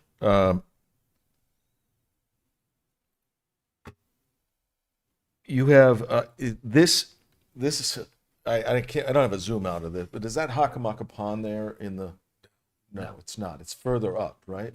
Yes, further north. This is the site that's closest Target's up to Yeah. Cold Harbor and. Yes. Next door, yep. Yep. So, that being said, you do have some sensitive environmental areas, Hockomock Pond being one of them. You have a 4-story apartment building very close to you in Park, 7-story apartment building very close to you in Arrive. Yep. I'm concerned about the noise impact particularly for the elevated apartments in those. Is there plans to do any kind of live demonstration so people can hear actually in person the noise generated by these? I'll answer your second question first, which is no, we can't do live demonstrations. And that is simply the fact that we can't fly our drones in Westborough until we're fully cleared by the FAA. So we don't begin operations. We can't do a demonstration until we begin operations and have that full clearance from FAA. However, starting on day one, that's a great opportunity. And we usually do some sort of event to celebrate us just getting launched. I think if you live somewhat close to our facility, you might be able to spot with your binoculars and start looking for drones in the sky. But certainly welcome to other ways after launch to be able to get community members involved, to be able to see it up close and personal. We do have residential in the area. I will tell you that about 80% of our same day fulfillment centers, like this one, are located adjacent to residential communities. And that's intentional. That is, first of all, the way that these towns were zoned. And so you've built commercial and industrial corridors. You've separated them on boundary lines from residential over time. And so we just end up fitting in those parts of the community. As we look at nearby residential here, we've got the apartments to the west, which are about 1,600 feet from the west side of our building. Our drone operations are happening on the east side of the building. We've got the Arrive apartments, which I was at that intersection for a while tonight on the way over and saw those. Those are even farther away from our fulfillment center. Want to reiterate again, the best thing we do is get up very high into the air and quickly. And so will you see it if you're on the 7th floor? You might see drones coming up, but they're not following a constant path in one direction. It's really dependent on who has ordered the package for delivery. But either way, it's going up 100 feet and then cruising altitude at least 205 feet to 370 feet on the way to the customer. Okay. So I would recommend that at some point there be a live demonstration, whether it be after the permit's issued. So that would be one of the things I would ask Planning Board to follow up on. I would also ask Planning Board, when the original special permit for this site was issued, one of the conditions was a donation to the Westborough Little League, which I believe was followed up on. But I would ask the Planning Board to verify that. And also there was an easement requirement to the target fields to provide more parking. And I'm not sure that that was followed up on. I couldn't find an easement on record at the registry. So I would recommend that that be followed up on. Okay. There was, again, I think those are very minimal impact on site, but could have a beneficial impact on the Little League. And that's why they were requested and granted by the applicant at the time. I was on the planning board then, so I know. Oh, excellent. Yeah. Yeah. Other than that, I can't think of any other recommendations. I'll let the planning board do their thing from here.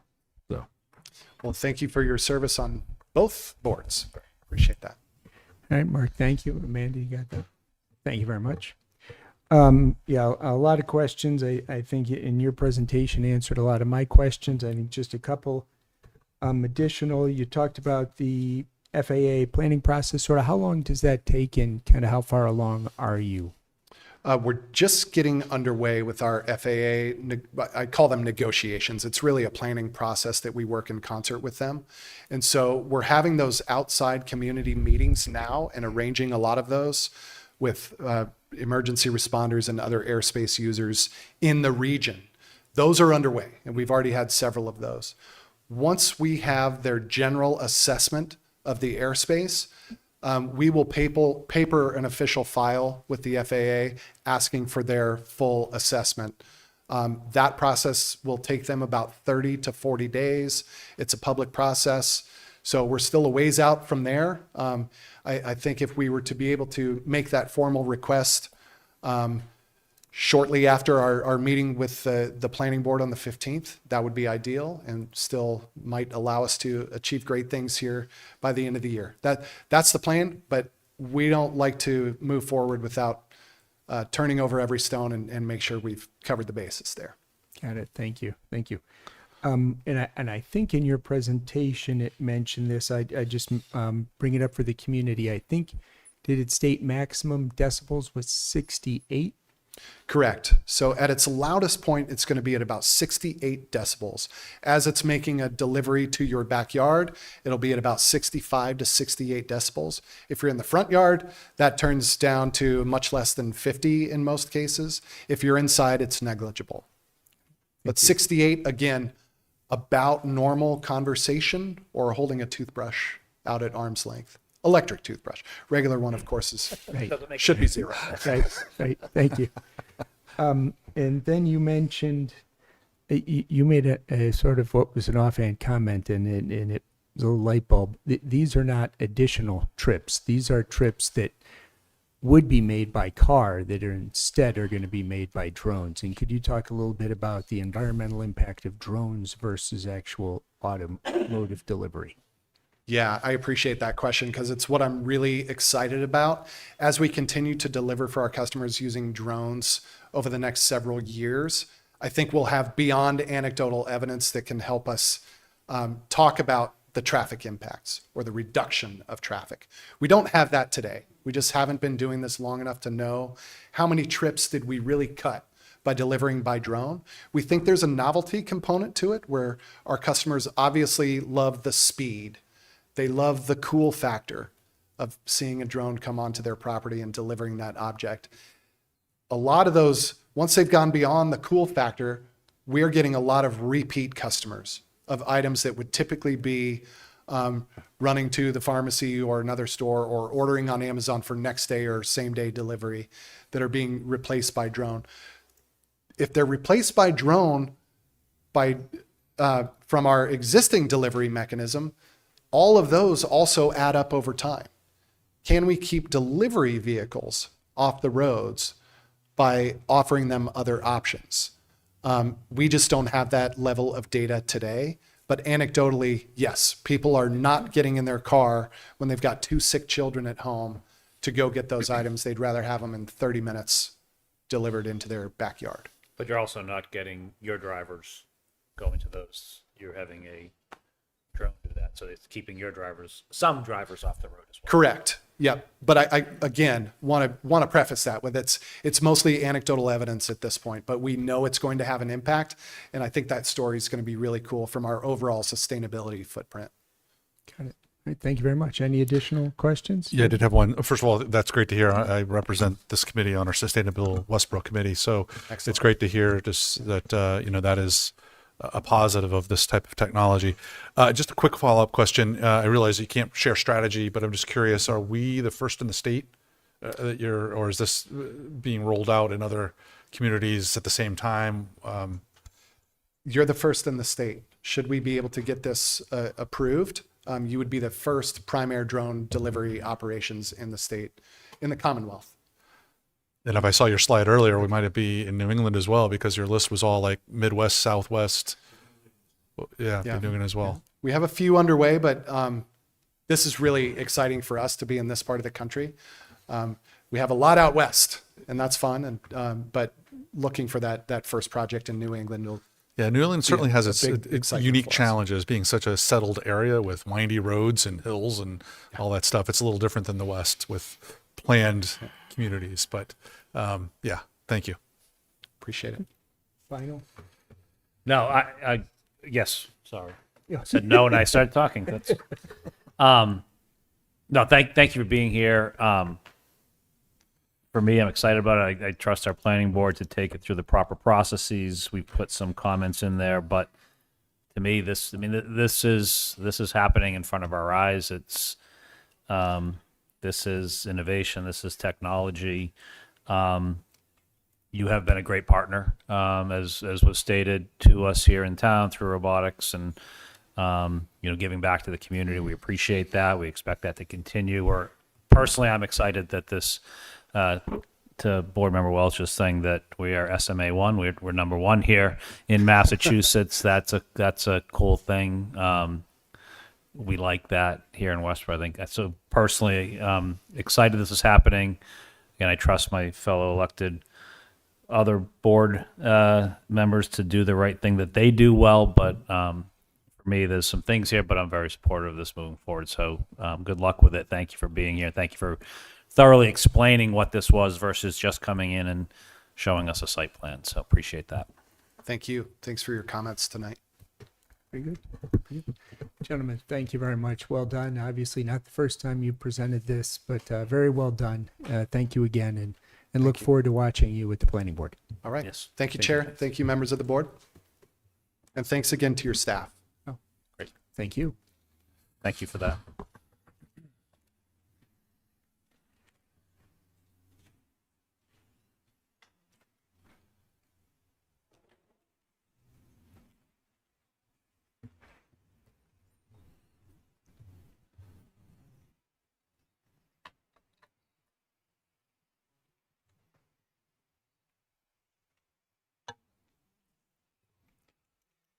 Right. Item number 4 on our agenda is the payment in lieu of taxes pilot program. I'll pass it over to our town manager. Thanks.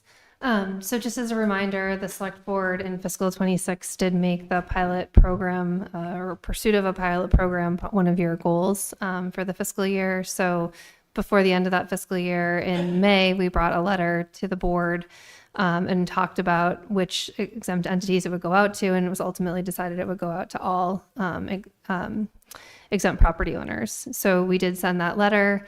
We've since just talked to several different exempt property owners, some just over the phone to kind of talk more about what we were looking to do. Some we've had meetings with select board members attending. We're at a point now where we have developed a program for your consideration. This is volunteer. It actually says it in the title. It's volunteer payment in lieu of taxes program. So I'm just going to walk through it a little bit. It is based on similar documents to what the city of Boston uses, other cities, and also I think more specifically to Westborough. It's based on the pilot program that we have under agreement with Mass General Brigham, which again, Mass General Brigham didn't end up coming, but we did execute a pilot agreement with that property.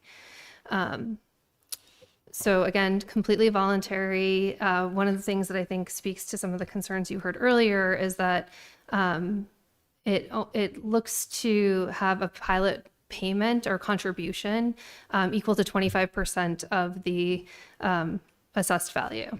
So not the entire value, but the assessed value. And then that can be contributed in a monetary form or in a community benefit. And that, again, that's very similar to what they do in other communities that have established programs.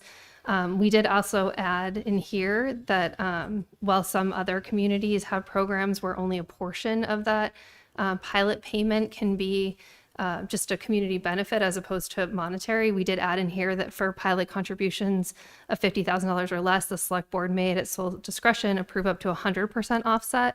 And we have one exempt property that exceeds $50,000, and it's not a faith-based organization.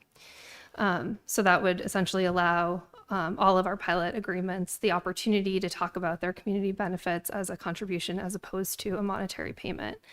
I will say that just sort of anecdotally in some of the conversations that we've had with exempt entities, they've talked about things that they do with other communities that they're in. We've also talked about ways that we can just sort of partner as a community. So, how can we work together with the recreation department, with the school, ways that we can get information out, just working together and identifying that as a positive benefit to the community. So it really is, I understand that there's a concern about the monetary piece, but the program is developed to really recognize the contributions to the community that are non-monetary as well. Chrissy, thank you very much. That's a clarifying Yes, question. go ahead. Sorry, Chris, just to be clear, and I might have misheard it, when you said it's 25% of assessed value, it's actually 25% of assessed value times the property tax rate. So it's basically 25% of the That's right. Sorry. Thank you. property 25% of what the tax taxes. amount would have been. Yes. So if you're, just for example, if Thank you. it was $10,000 tax bill, it would be, for this property, it would be $2,500. Right. For, Yes. Thank you. Right. Questions, comments on what we have in the documents we have in our packet? Yes. Sure, I'll go ahead. So questions, comments, all good. So very supportive of this program, as I stated in our offsite in regards to establishing this. I think at a minimum, it really forms a good conversation between the nonprofit organizations in our community and the town, and it also brings more visibility into a lot of the great work that they do in the community. So I've certainly learned a lot in the one conversation I had with one of the entities that we've already talked to. So I think this opt-in program, it's completely at the discretion of these nonprofits as to whether or not they want to do it or not. It's just a logical question to ask. My question for Christy is around section F and G in regards to that 25% and then subsequent section G, the 50%. In that scenario, if I'm understanding the way that this is written right now, the board would have the discretion if a nonprofit entity opted into this program and they submitted, let's say, 5 or 6 different ways that are qualifying benefits that they believe are applicable. If I understand the way that this is written, that would come to the board and we would have a conversation as to, hey, what percentage would we offer a credit to? Is that how this would work? Or because when I first saw this, I started thinking about like what the planning board did with credits for sustainable things when they were getting permits like green space and they get certain points as they went along. But I realized that probably doesn't make a lot of sense here. So this is a conversation if I'm reading this. Well, it's really to, again, identify, so that 25% of what the taxes would be is the sort of total ideal amount that an exempt property would provide. The section G says that 50% of that amount could be a community benefit. And so that's where there would be negotiation in that agreement, and the agreement would identify which percentage. That being said, I think the next portion the next paragraph is really important, where it says that there could be a full offset for smaller contributions. So where the calculated pilot contribution is $50,000 or less, which again is every exempt property owner except for one in Westborough, the select board may approve a total offset of community benefit. So no monetary contribution, but a commitment to just community benefit. Right. So using Ian's example, right, just using those numbers, they would, no exemptions, they would be $2,500. But we as a board, hey, they provided some benefits to the community. We could offset that by up to another $1,250, right? And then above and beyond that, if they're contributing, according to that next paragraph, we can actually offset the full $2,500 if they've contributed a lot of qualifying benefits to the community. So very flexible in that regard. I like that. So thank you. So this would essentially tell everyone that they could do 50% without board approval, as long as the board identified whatever that community benefit is as directly serving residents. Yep. That's great. Thank you. I'm confused. So the full offset, a smaller entity under the 50,000 could get 100% offset. Right. Correct. Okay. So that's all but one. Right. Okay. So a church, for example, where it's a small lot, maybe 10,000 in taxes, they could get a full offset if they could just demonstrate that the Yes. well, first of all, it's a voluntary. If they chose to participate, Right. that's one way that they could calculate their contribution. But if they were letting people use their hall or whatever it is, they Yeah. would just have to demonstrate that the educational program, scholarships, et cetera, adds up to over the 10,000. Yeah. And then we could highlight all the good things they do for the community, and as a board vote to waive their Essentially, it would be a part of your agreement. right.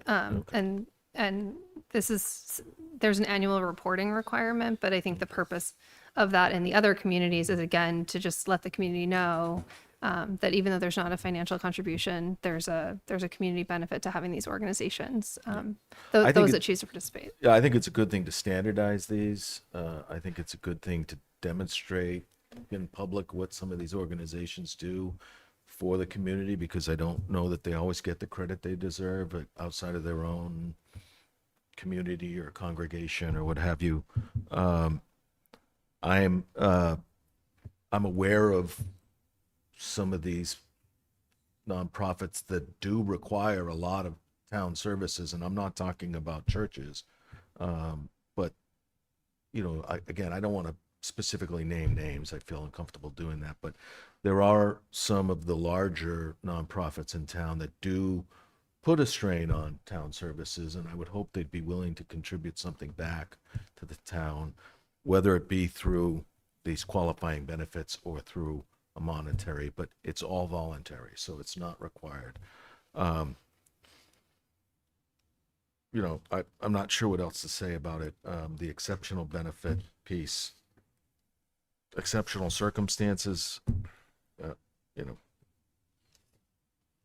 I'm a little uncomfortable with how that's worded based on council's recommendation, but I can live with it. It's only one. Entity. The only thing I don't like about that is, and it may apply somewhere, I think we need to review this periodically, because as taxes go up, that $50,000 threshold may not be that high, and we might want to change that 5 years from now to be a higher number.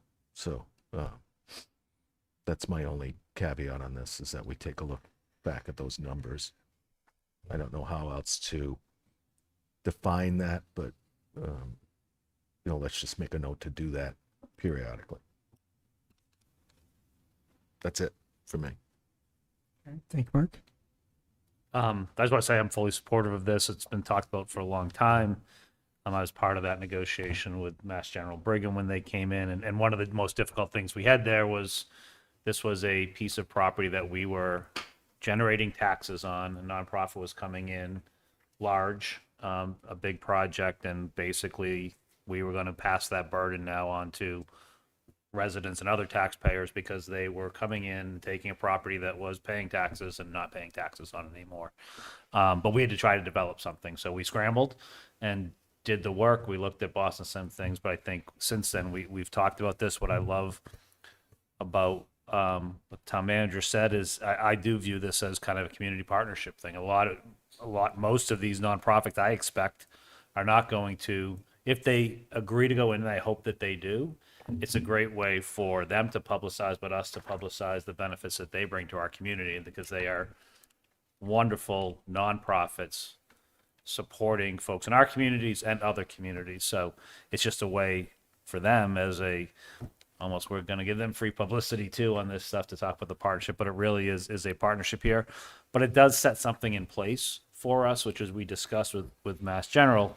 If, just throw it out there, you have a large university that may sit in Cambridge today, and they find a piece of property here because we know the state is doing stuff, and it says, okay, we're going to buy, 5,000 acres here in Westborough, and we're going to put a new university here, and hey, Westborough, you're not getting any taxes that now that's being taken away. This puts at least something in place for us to kind of protect taxpayers in Westborough from something like that. So again, I think it's a partnership. It's voluntary, so many and most in communities don't accept it, but I think what we're doing here is fair.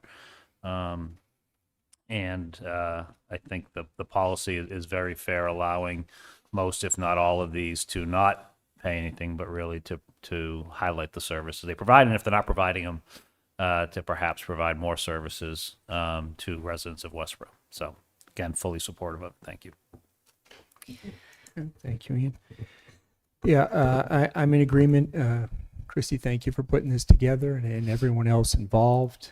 I think this is a very good launching point for this. I think as these conversations progress, there may be, we may receive comments or insight from some of these folks that we're always reviewing and updating policies. They are living, breathing documents, but I feel strongly that this is a very good starting point for this, and appreciate everybody's work on this. And I would take a motion unless there's further comments. I just wanted to ask, does the board have one, if you were to approve this, we would, I guess the idea would be that we would send it out within another letter identifying that amount for the owner. And is the board, are you continuing to support sending it to everyone, every tax exempt property? Yeah. Okay. Yeah. Unless we already have one negotiated.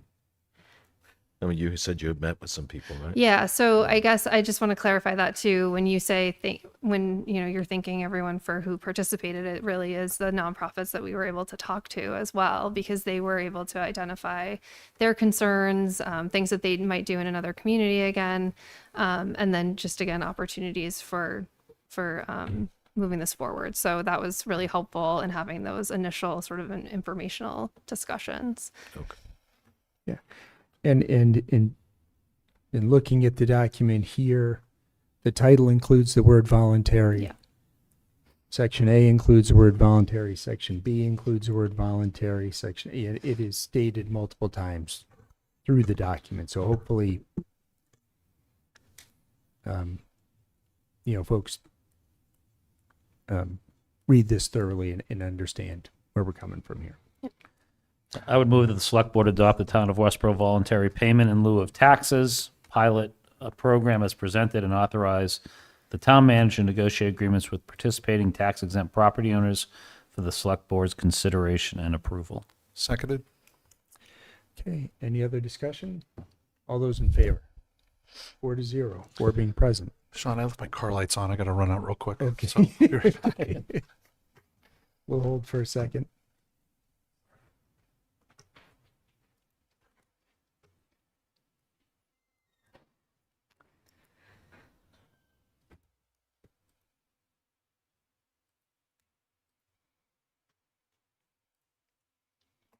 Did anyone notice on that Amazon, the Fredman Island of Trees in Mill Pond? I think Jody Fredman's been. I don't want to throw her under the bus. I've never heard of that. I've never seen that before. Yeah. But then there used to be a Busta Rhymes island in Mill Pond too, wasn't there? I don't know about that. No, I swear to somebody on Google Maps, you would see yeah, somebody labeled it. So I think in Google Maps will fall for it, just about. Allows you to name it.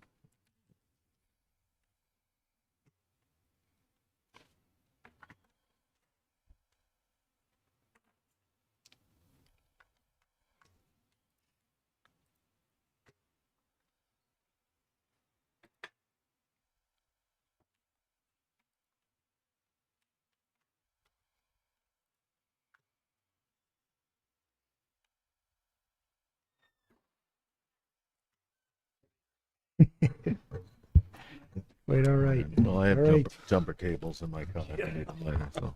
Item number 5, School Town Efficiency Study Bid Award. And I'll hand it back over to our town manager. So pursuant to Section 4 of the Memorandum of Agreement that you executed with the school committee, we had an evaluation team review all of the proposals that were submitted for the school town efficiency study. That team consisted of 2 select board members, so Member Johnson and Chair Keogh, and then myself, the 2 members of the school committee, the superintendent, and the finance director, who served as a procurement professional in the evaluation. So the town received 6 proposals, 5 of which met the minimum qualifications. 1 bidder withdrew its proposal after the bid opening date. Another bidder was not available for an interview, though we did score that. Did score the submission. So we held interviews, and ultimately the team is recommending Matrix Consulting for award by the select board and the school committee. So again, pursuant to that memorandum of agreement, you have to vote to award it, and as does the school committee. Included in your packet is Matrix proposal that they put forward. And just as a note, part of the motion is to authorize me to execute the contract, finalize and execute the contract, and that will also be signed by the superintendent once she receives approval from the school committee. Okay, Christy, thank you very much. Comments? I don't know. Ian, you want to start? Sure. I appreciated being one of the 2 members of the select board on the committee and reading through the proposals and interviewing the proposers. In my view and through the committee, this was the top choice that came out of the committee in terms of Matrix, in terms of past experience, in terms of what they put in their package, and felt that they were the most prepared to come in and really handle specifically what we were looking to accomplish here. So, and I think that would be echoed by the rest of the committee members as well. So, to me, thorough process, made sure we did it appropriately, and Matrix was the choice that came unanimously from the committee. So, presenting that tonight, but happy to answer any questions if folks have it. But I do think that, and look to Sean to say further. But again, thorough process, and we believe that Matrix is the right ones to come in and do this for us. Yeah, no, I would agree. They by far had the most direct experience. These are the other firms, so the choice was pretty clear. Yeah, I just wanted to. I'm just glad we had choices. Like I wasn't on that committee, but it's nice to see that we had, 5 applicants for ratings and 3 interviews, and it's frustrating to me when I don't know how often we only get 1 bid, but it's nice to have choices because I think it benefits the town for us to look at these multiple options before we make a decision on this. And I appreciate the committee's time in evaluating it, and that's about all I have. So. Yeah. So, very appreciative of this. I too am glad to hear that we had a number of different companies that were interested in reading through the packet that was provided by the recommended consultant. A lot of great information. and very thorough. I did have just I guess a comment on one of the things they talk about is that they will provide. I was trying to find the words again. I can't locate it, but it talked about all the different options that they were going to provide a report that included all the options and suggestions for those options. So this is going to go to a contract, and I'm hoping in that contract that we make sure that that is clear in the contract that our expectation is that we're going to get back multiple different options across all of this and what their recommendations are for each of those options and those scenarios. I think that's really important when we look at contracts moving forward, is that we have those options that we can then select from. Go ahead. Sorry, I just wanted to say a lot of the questions that we got, so ahead of the bid opening, there's always a deadline for folks to send in questions, and then we write up the responses to those questions and send that out as an addenda. That's part of the procurement requirements. I just will say that a lot of the questions that we got were around the depth of detail expected on all of these options, and what our budget is, and whether or not we would be able to go for additional funding if we were to have if we were to be requiring that a depth, high depth or deep depth, I guess, in the report for options. So my point of that is there can continue to be conversation about what the appropriate depth is for these options, because we don't want it to result in additional costs. Sure. Makes sense. One of the things that also, just in the report, it talked on page 16 on the bullet number 3 on page 16 of their submission, is it talked about, I'm just going to pull it up here. It talked about our projects are defined by extensive input and interaction between the consultants and staff, management, policymakers, and other stakeholders. Christy, I just want to get a feel for, and I realize this, we're only one half of the equation. This is, in my mind, this is a really good practice to be going through these types of conversations on a fairly regular basis. I don't anticipate, but certainly set for me, do you anticipate any impact to our staff and going through the rigors? And that's just one part of it, right? They're going to go through, it sounds like, a number of iterations with staff to work through this process that they've outlined here. Are you comfortable with that? And yeah, I mean, I do think it will take staff time to be able to provide them documentation to make sure that they have the availability to meet with the consultants. But that actually was a question I think that we received, was around the availability of the resources they need, including the stakeholders. And this is certainly a priority for both town departments and schools. So I do think that that we'll be able to manage it. okay, and then my next question is, I apologize if you might have already answered this. I was still coming upstairs, but the process here, right? This is a joint board action. Has the school committee been presented to yet? If not, when? How does this work through the process between the two boards? Do we approve, they approve, just us? How will that work? School committee hasn't met since July 1st. Oh, true. Just subcommittees have. Yeah. I looked that Later up. this month. I looked that up earlier. End of the month. So they'll approve at their next meeting. Okay. They'll approve the award per the agreement, and then we would just move forward with the contract. Okay. Yeah. And that was it. Thank you. Yeah, just a note for the public too, is what we put in, I mean, the RFP and what you see in here is, we got similar responses from each because we were very detailed in the RFP in terms of the scenarios we were looking for and timeframes that they needed to meet. So basically we gave them a 6-month window for completion of this. So back to Patrick, your questions in terms of, for them to meet that, one of the requirements is we're gonna have to make, folks available to provide information, talk to the consultants, because that's gonna be key to them keeping to the deadline that we've put on them, which would allow us to, if anything needs to be brought to a March town meeting, this 6-month window would provide us that opportunity to have any warrant articles and any of that prepared for that. That's really the goal that we had. Yeah, for that's all of great. this. That is really good. Thank you.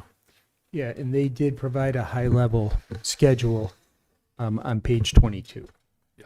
We see that. But, I mean, it assumes, right, that they hit the ground running in September. So, Yes. Yeah, that was great to see as well. I'm very excited about this. I'm looking for this for years. For a while.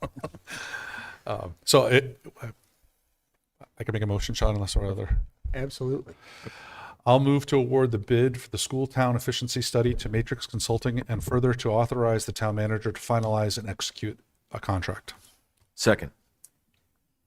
Other comments? All those in favor? 4-0. Thank you very much. Okay. Item number 6, job descriptions, Finance Department Assistant Town Accountant and Finance Department Finance Assistant. In your packet, you have 2 proposed job descriptions. These are revisions to existing positions that are currently vacant in the finance department, specifically in the accounting office. So as we do with all vacancies, we took the opportunity to review them. As a result, we have proposing to change one of the assistant town accountants, because the 2 positions now are both titled assistant town accountant, to change one of those to finance assistant and then retain the second as an assistant town accountant that performs a range of accounting, procurement, financial reporting, account reconciliation, budget and audit support type duties, with the finance assistant providing more day-to-day accounting and administrative support in that office. So you have both a track changes version as well as the clean copies. I will note that the assistant town accountant does take on the town accountant, duties of the town accountant in the absence of the town accountant. So that's an important note. Just under finance law, there are specific requirements in terms of sign off on things. So that is covered with the assistant town accountant. That retains its current pay grade, grade 6 on the non-union schedule.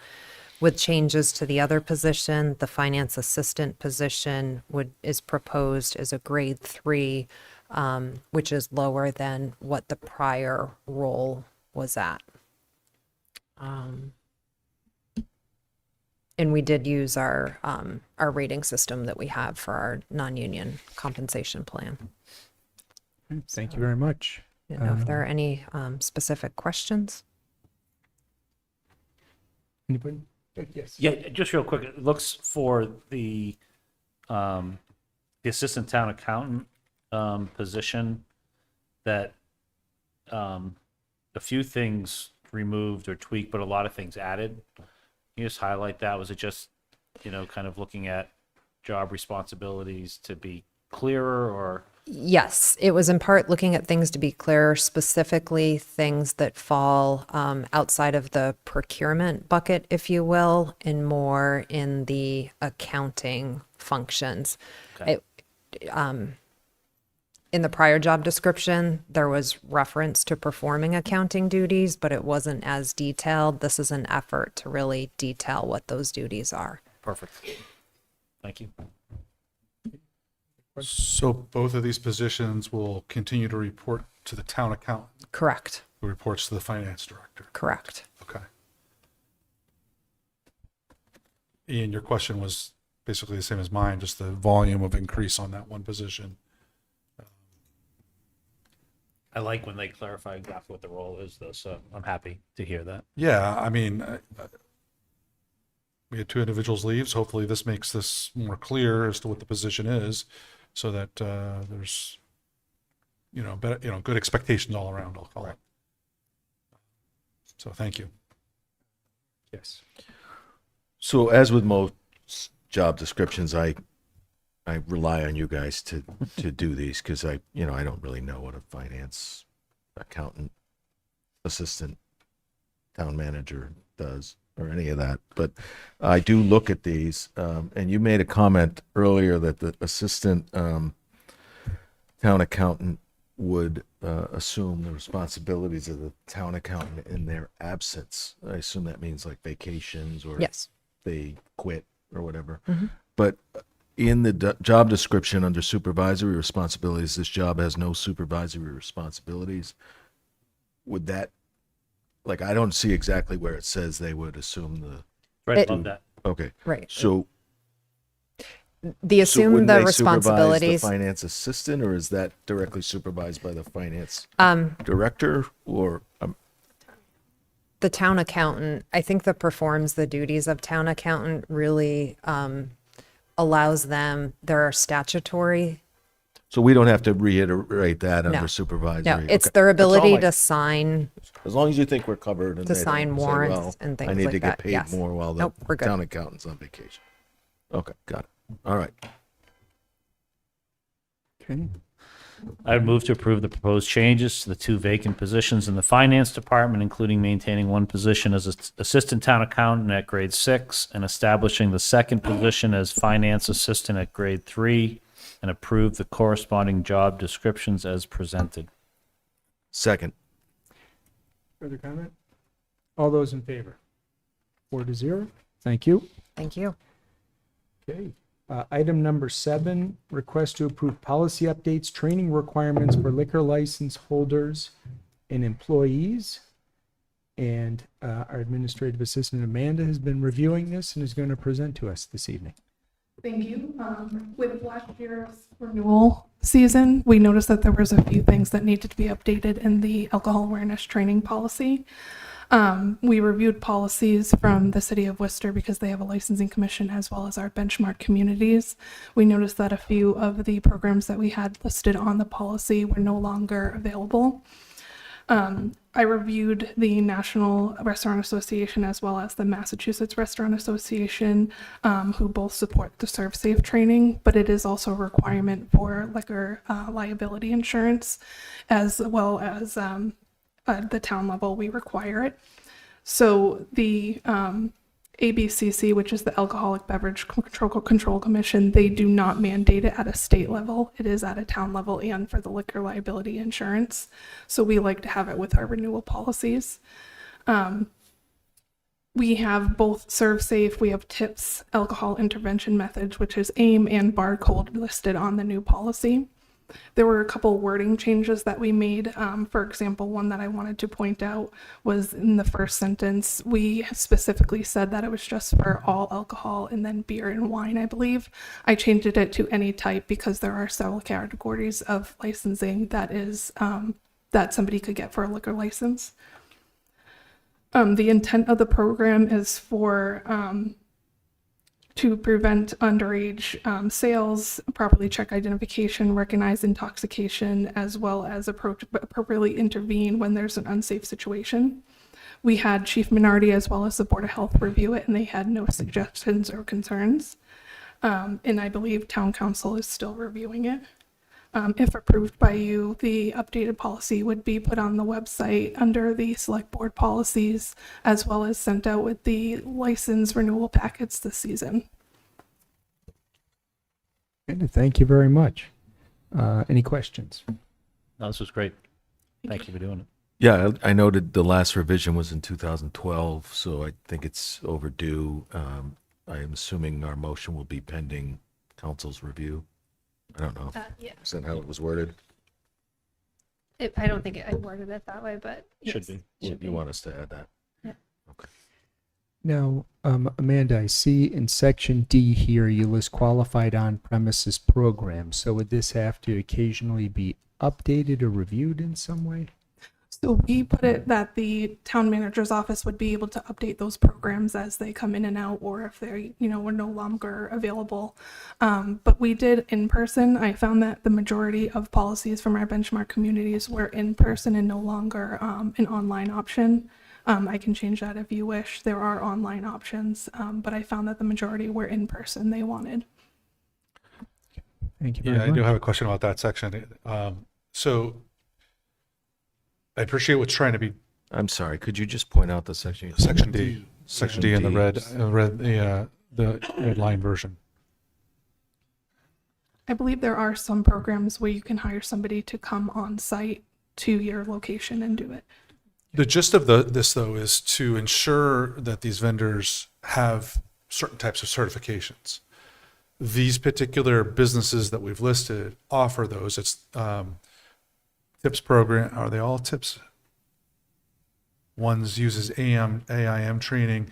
I'm just wondering if it's more effective to just say, here's the certifications that we'll accept and let them choose. We don't have to list the actual businesses here. Just let, here's the 3, 5, whatever the appropriate certifications are that we're looking for, and they can choose whatever vendor they want to go do that.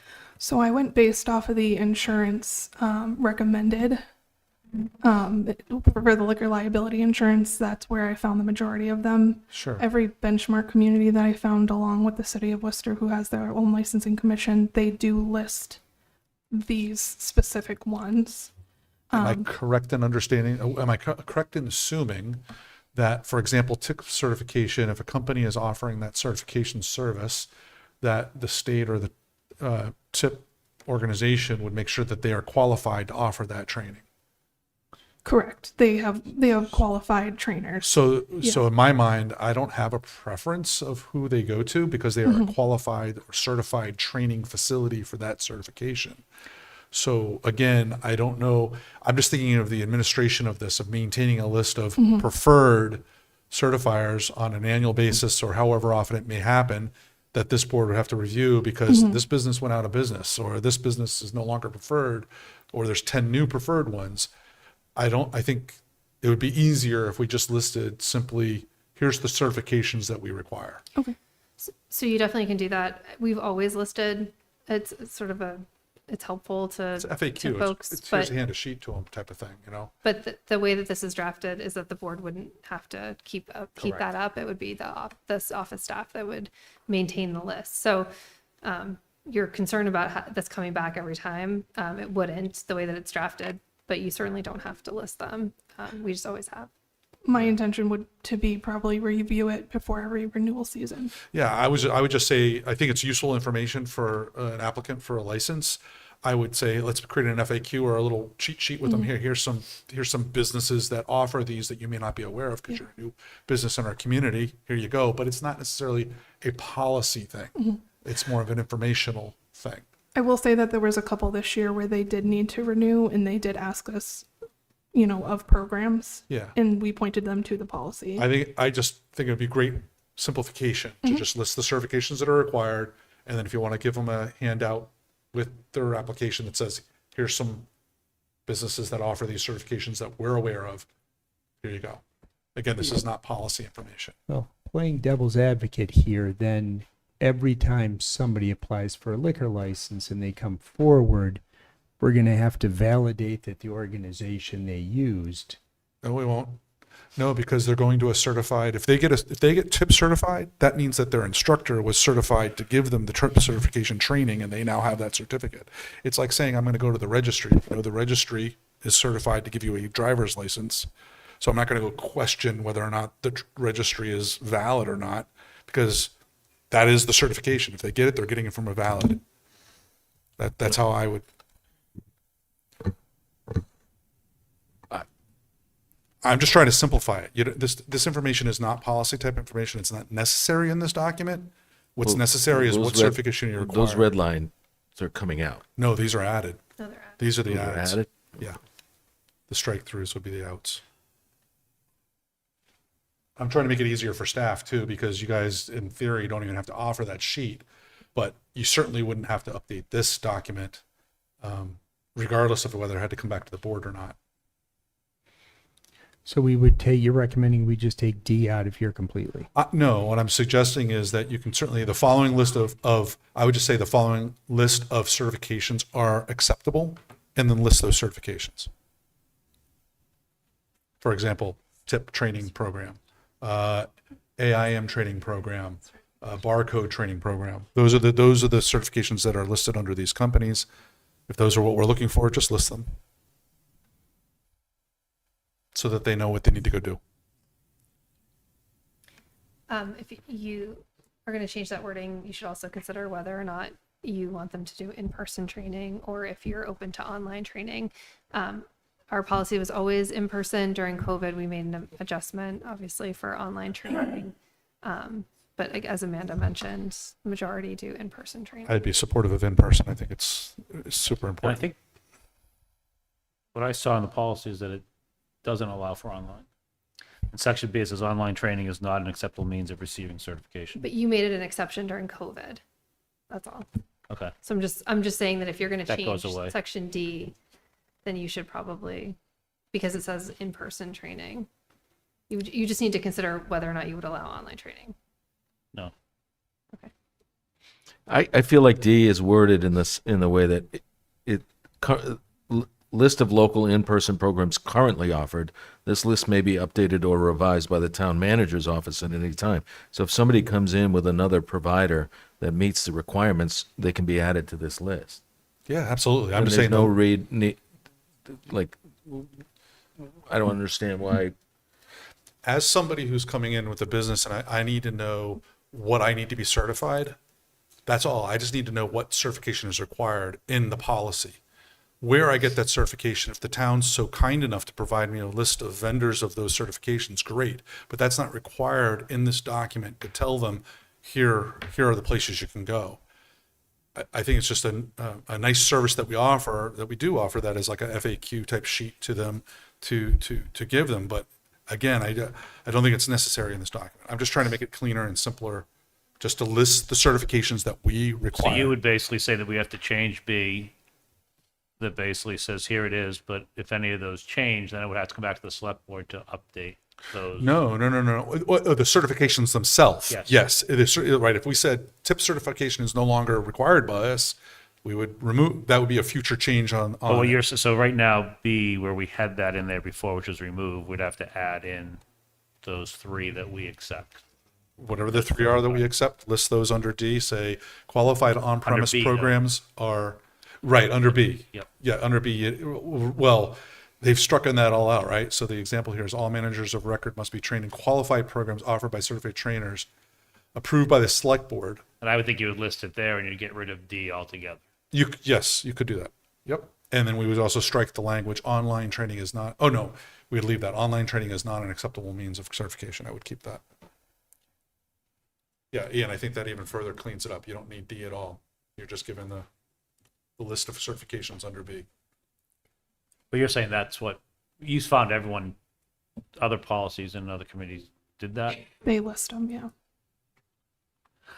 I mean, I don't have an issue with doing it either way, but, so, fine. If we do the other one, then we should. I'm bring not it going to back die to on the a hill next for it. meeting. I just think it's cleaner. So, Okay, and then we would maintain that list separately. yeah. Well, I have a question though, and I'm sorry, I'm rereading this now and wondering if I read it right the first time. So, B says all managers of record must be trained in a qualified program offered by a certified trainer that has been pre-approved by the select board. And in D, you have a list of trainers. Right. Are you asking us to pre-approve these lists? Well, she was, sorry. Because it's in B, it said pre-approved by the select board. So when are we pre-approving that? It's in the policy that you're approving. Right now, what's in front of you, it's in the policy that you're approving. Okay, but it's not that list under D? It is. It is. It is. Okay, but the list in D, it says the list may be updated or revised by the town manager's office. So do we no longer pre-approve after we pre-approve these? Well, I don't know that they're even staying in the policy, so. Okay, fair enough. But it raises a really good question, because you're right. As I reread that, Mark, I say to myself, are we in the business of pre-approving certifiers?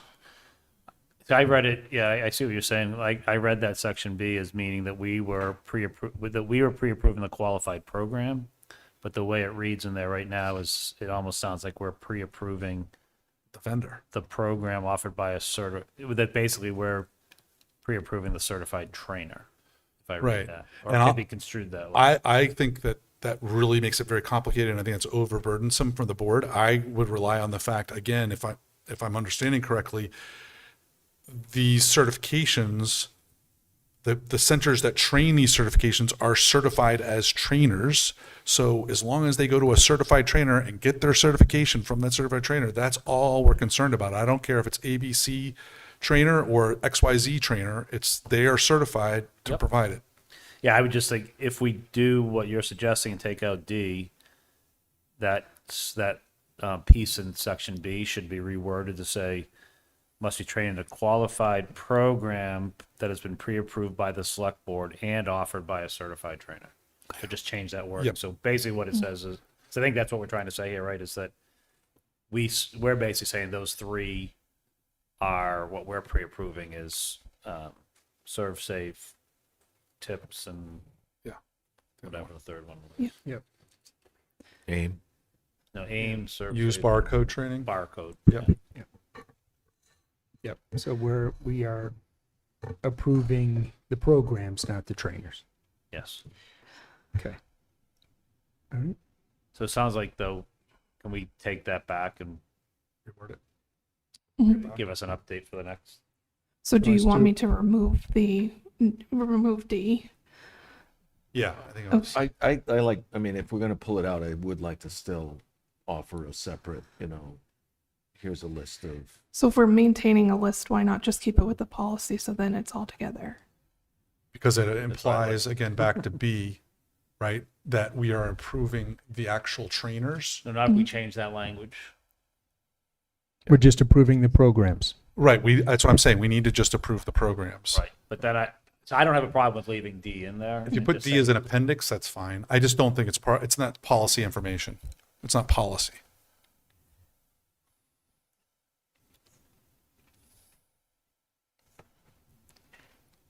So, Chuck, we have to take that back and bring it. So wait, I'm confused. So are we? I we're- think we're the- updating B to just say in a qualified program approved by the select board that is offered by a certified trainer. Correct. And then D or wherever we put it would basically, I think it still stays because now it just says here's we're giving you some qualified, but it's not saying that it's covers everything. And if something changes, we'll update it. can we make it appendix? Can we make it under an appendix? Because it's not policy. So, sure, it's not policy, you're right. but if it's an appendix, it's still part of the policy. Yes, it is. So, It's an informational piece, appendix to the policy. so then I We're not saying, well, all I'm saying is that I think exactly what you said, Patrick, which is that you don't want it to come back here every time the name changes or somebody goes out of business. So as long as there's still that acknowledgement that the staff is. Oh gonna yeah, make those absolutely. That updates. doesn't change. I think it's just, let's move it to an appendix at the end and it still is in there, still part of the policy. Town manager's office still has the ability to update it, but I think it's more customer friendly, looking at these establishments as our customers to provide that to them. And if we have two different documents, we're gonna lose track of the one that's the standalone with those programs. I like it in the policy. It sounds like it's what others are doing. So a lot of these establishments operate in different jurisdictions. So let's provide them what we're seeing others do, but I'm fine with putting it as an appendix and changing that language in B just to be more clear what we're pre-approving. yeah. No, I mean, I really appreciate the work you've done on this, and I look forward to, Well, we can tell Seeing it another needed a version. lot of updating. Yes. yeah, So you did. thanks for So doing all thank the you. research on it. Yeah. This is great. So we've mentioned some recommendations. Those are going to come back at our next meeting for final approval. Amanda, thank you very much. Good job. Next, item number 8 on our agenda, request to approve intermunicipal agreement between the town of Walpole and various municipalities regarding solid waste contract negotiations. So as the board's aware, the town previously, many, many years ago, entered into an agreement for our solid waste with other communities. That agreement is going to expire December 30th of 2027. So the town of Walpole has taken the lead in pulling communities back together in order to do a similar contract and negotiations with Win Waste, who is our current solid waste vendor. On May 13th of 25, I brought this to you. You voted to be a part of this negotiation. This is sort of the next step of that. You have to execute the agreement saying that the town has signed on to being a part of the negotiations and also paying any legal fees associated. So I did put information in your packet about they are using KP Law, and they have language within the agreement that says when the costs exceed a certain amount that they would have to come back to all of the communities to let us know. depending on how many communities sign this IMA, will really inform what our percentage of the cost would be. I'm just trying to get to the, that being said, I've included in your packet an email that just says that if 30 communities, right now we have 35 interested communities, if 30 communities participate, the estimated cost would be approximately $2,500 per community before we were to exceed that $75,000 threshold that they've identified, which they believe will stay within. It's a lot cheaper than us doing it on our own. Right. And hopefully what we are hoping for is some, purchasing power, certainly. Ultimately, you're just agreeing to this process and paying for the negotiation process. You probably saw in there that at the end of the day, we still sign our own agreement as the town of Westborough. So this doesn't commit you to executing. It does commit you to that financial commitment for negotiations. Quite a long list of communities that are participating in this. And I imagine most will stay in. This is the way these are done. I mean, it just makes the most sense. Yeah. Okay. So with that, any questions or, I would move to authorize the town manager to execute the intermunicipal agreement between the town of Walpole and various municipalities regarding solid waste contract negotiations, and further to designate the town manager as Westborough's representative to this process. Seconded. okay, any further comments? All those in favor? 4-0. Thank you. Next, item number 9, the Rotary crosswalk closure. So we're specifically talking about the crosswalk that's by Brigham Street and the Rotary. This crosswalk was identified in the 2016 audit as dangerous, and so it, as you all know, has not been restriped. So there's still some striping by the curbing, largely it's not existing anymore. We've had, with increased use of the Rotary, we had a concern, so we did put up those the signage saying that the crosswalk was closed. Those came down over the winter with the snow. We've had folks comment that they're concerned about the fact that it's not restriped again, so we put the signs back up. Ultimately, that's a temporary solution. If the board agrees, what we would like to do is to just create curbing at the edge of the Rotary to give even more instruction to folks that that's not a crosswalk to be used anymore, and then also at the sidewalk, remove the ramp and create that curbing there. We would maintain the crosswalk that goes across Brigham, so there would still be that ramp, but just not the one that would sort of push into the Rotary. So I did include in your packet the pages from that audit that was done.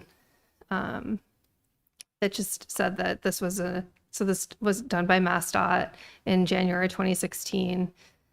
And they identified removal of that crosswalk as having a high safety improvement impact. Okay, thank you very much. Comments, thoughts?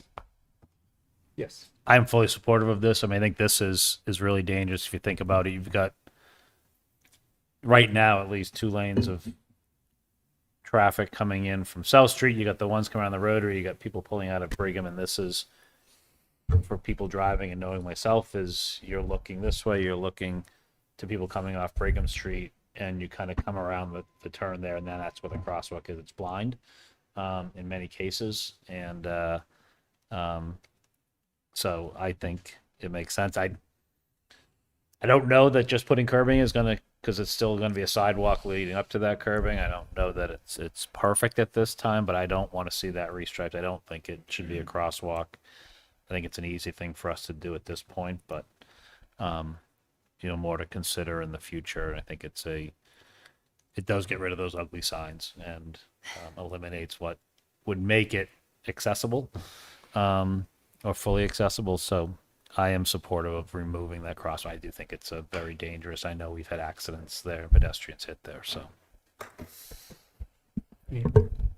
Yeah, I came to my senses on this one. I agree with Ian. For a while, I was like a little reluctant. I'm like, it's the aesthetic of the crosswalk, that going across the Rotary and, easier way to get across for people, but absolutely a safety issue. It's a very dangerous spot when you've got 3 separate vehicles entering right there. I mean, literally right there. So I agree. My question is, as a board, do we actually remove the crosswalk, the sidewalk between the monument and the edge of the Rotary to really You're send singing a my song, but I'm just curious, do we take it that far? Because, people are just going to walk there. I mean, I think people are just going to walk there anyway. Yep.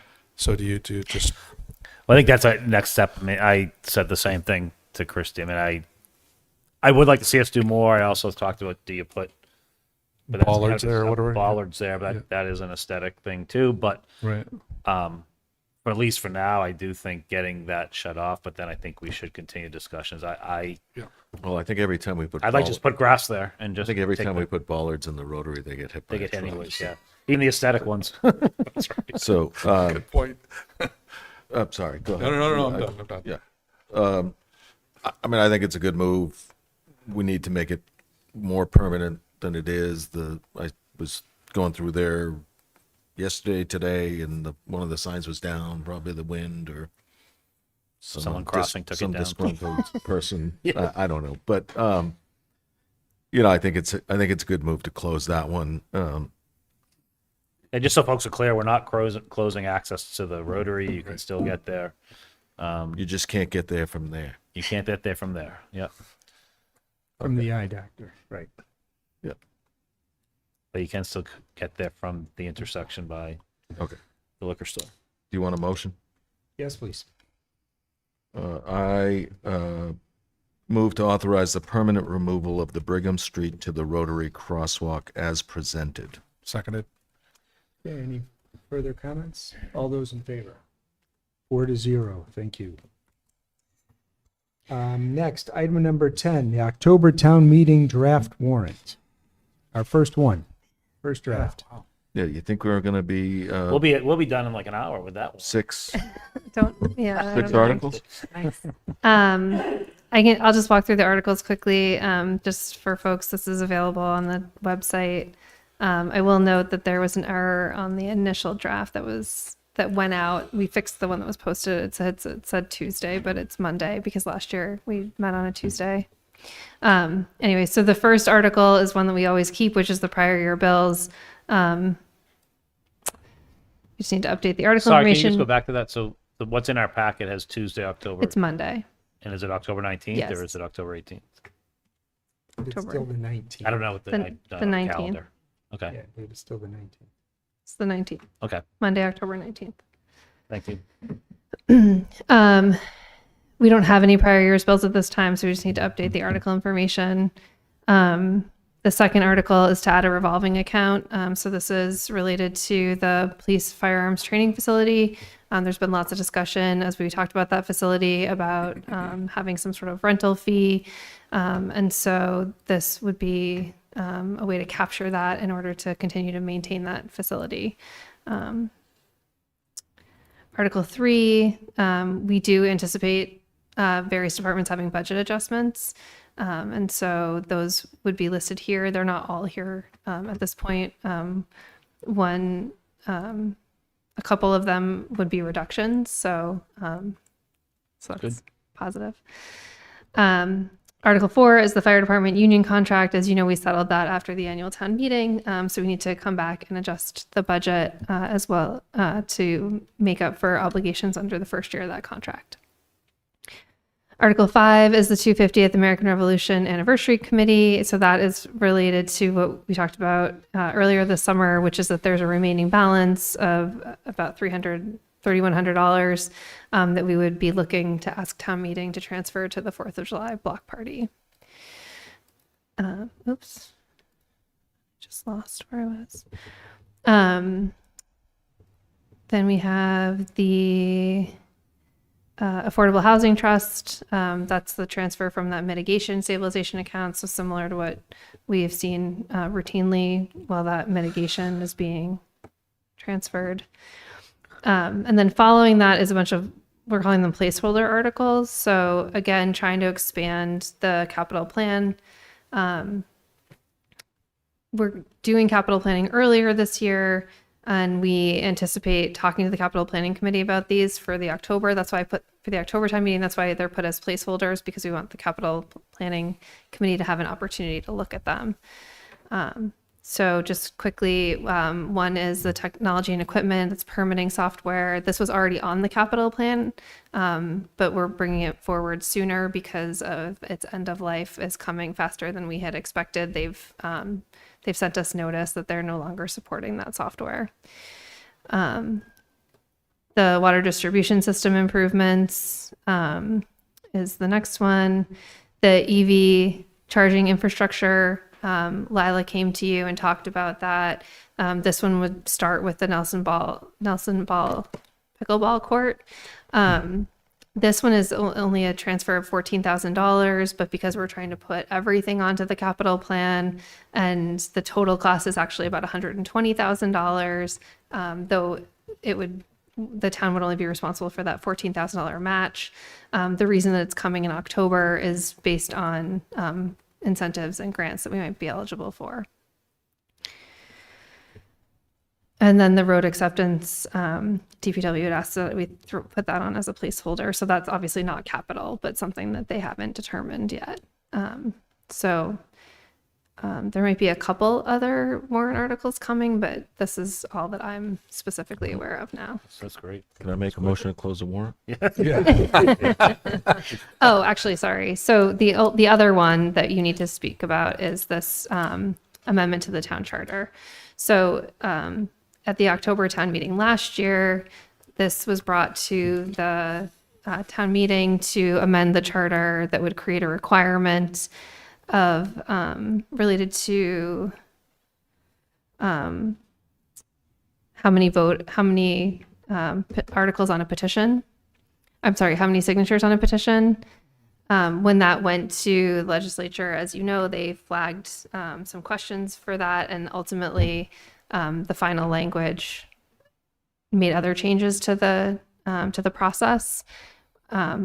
Which, if it had gone through, the whole process would have required you to put all articles on the warrant from any town committee or board, which is not how it's currently listed in the charter.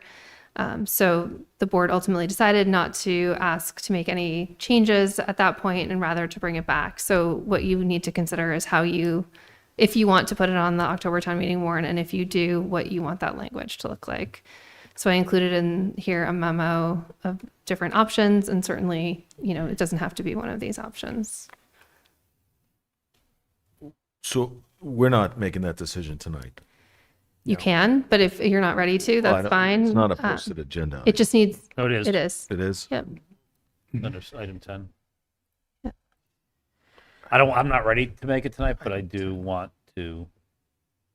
I think we should bring it forward. We talked about that already, and just get it right. So Okay. So we would just need to put it on the next agenda as well, so that you can continue to talk about it, so that it's ready for the closing of the warrant. Christy, just a small step back. I apologize if you said this already. Normally you send out a schedule on when you expect feedback on the warrants. You send out an email to all the boards and things like that. When do you expect to communicate to folks on feedback and updated articles? I already sent out the version 1 of the warrant last week. Okay. To everybody. Yep. Okay, maybe I missed that email. Okay, thank you.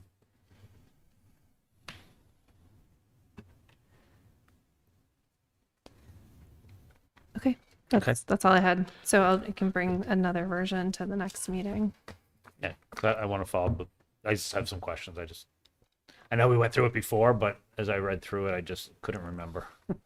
Oh, the what we just- charter. On the charter, Yeah, so I yeah. just wanted to ask you some questions. Okay. I'm not ready to vote on it tonight. I feel like we should make that a separate agenda item, Yes. as opposed to just Yep. lumping it Yep. in. Okay. Makes sense. And maybe have Shelby here. So, Great. okay. Item number 11, appointments. We have 5 potential appointments and a reappointment. We have 1 contested appointment. I guess, do we want to do the other appointments first and then review the contested appointment? Yes. Okay. So would somebody like to make a motion for the other appointments? Sure. I'll move to appoint Dan Klein to the Youth Commission for a term ending June 30th, 2029. Do you want to do these separately or? And Jean Granfield to Council on Aging for a term ending June 30th, 2029. And Carla Cook to the Affordable Housing Trust for a term ending June 30th, 2028. And also to move to reappoint Bethita Schumann to the Cultural Council for a term ending June 30th, 2029. Can I get a second? Second. Thank you very much. Any comments? All those in favor? 4-0. Okay, so there are currently 2 non-voting members of the Historical Commission, and there is 1 available voting position within the Historical Commission, and both candidates have put themselves forward. Those 2 candidates are Tracy Cunningham and Ian Delahunty. And I believe both had letters or information that had been added to our packet. It would be helpful, we could read both of those into the Because meeting. one letter did not get in our package, I think. Yeah, I think one was provided separately and one was within the packet. So let me, C2. Well, there's an Mr. additional letter. Delahanty Sean wrote got an it. additional letter. so let's see here. Here's the letter from Tracy Cunningham of 16 Oldham Road. Dear members of the Westborough Select Board, I am writing to express my sincere interest in the current vacancy on the Historical Commission. Please accept this letter and accompanying resume as my application to be submitted to the Select Board for consideration. As a resident who cares deeply about our community, I would be honored to be in service of preserving and celebrating our town's history. Professionally, I work in corporate learning and development, where I create structured, meaningful experiences that help people understand complex ideas and learn how to apply this information to their work. My role requires research, analysis, stakeholder collaboration, and clear communication, all skills I believe will translate well to the responsibilities of the Commission. Beyond my professional skills, I have a genuine interest in local history and the stories that shape a community. I'm an amateur genealogist, researching my family's history through Europe and Canada to their arrival in Massachusetts in the 1860s.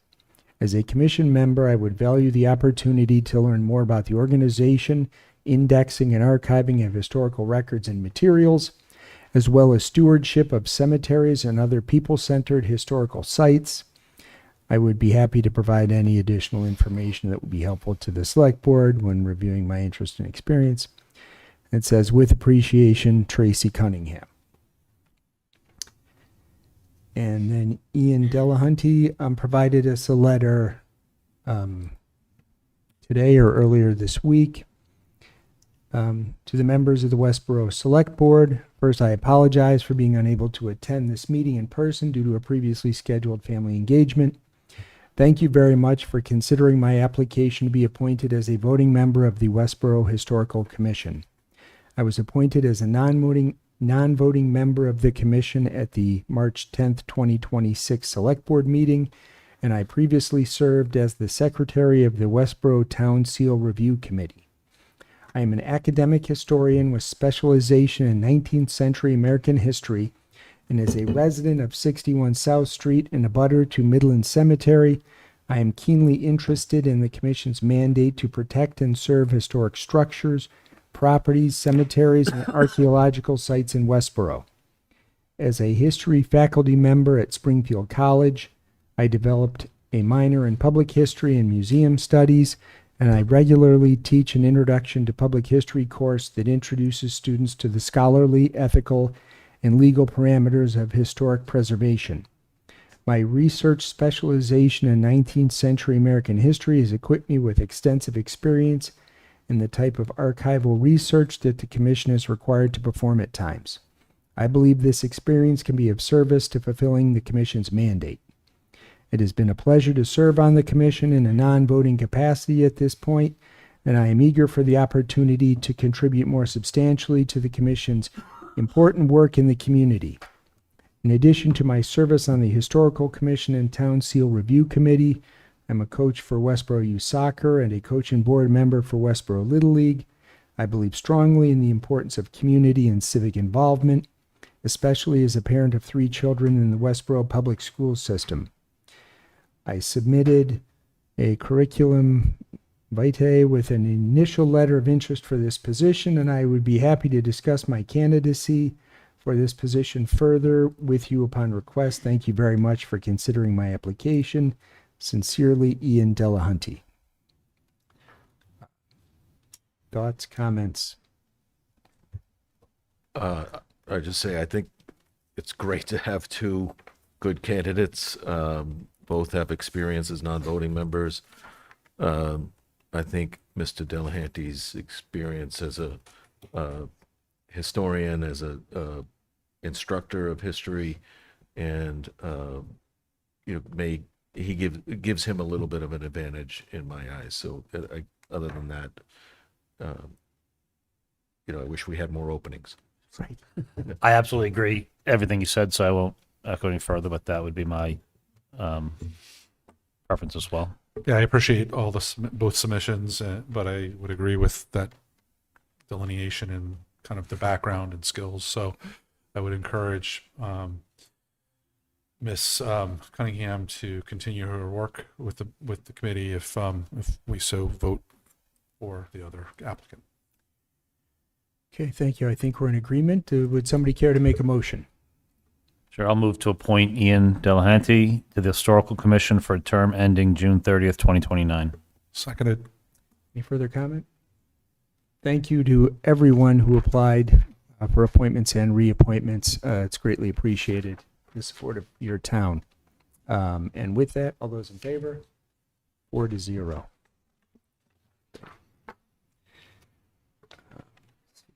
Next, request to approve the meeting minutes of July 21st and August 11th. So moved.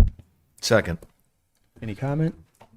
I just had one correction, sorry, on the July 21st meeting minutes. There was a name misspelled in the, it's the paragraph that starts Kevin Barry, Indian Pond Road, and it talks about Mr. Byrne, and then it just goes on and says, interest related to Byrne's involvement with B-Walt, and the second spelling of his name is incorrect. Okay. That's all I want to have. Right. So as amended? As amended. I would accept that to my original motion. Okay. And second to that? Reseconded? Sure. Okay. Second. All right. All those in favor?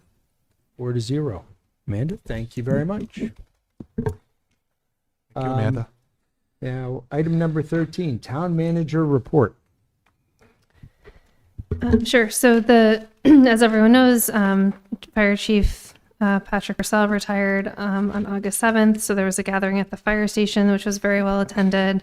The town's incredibly grateful for his years of service and leadership. As you know, also, we completed the fire chief search. So the fire chief search committee met on July 21st and conducted our interviews.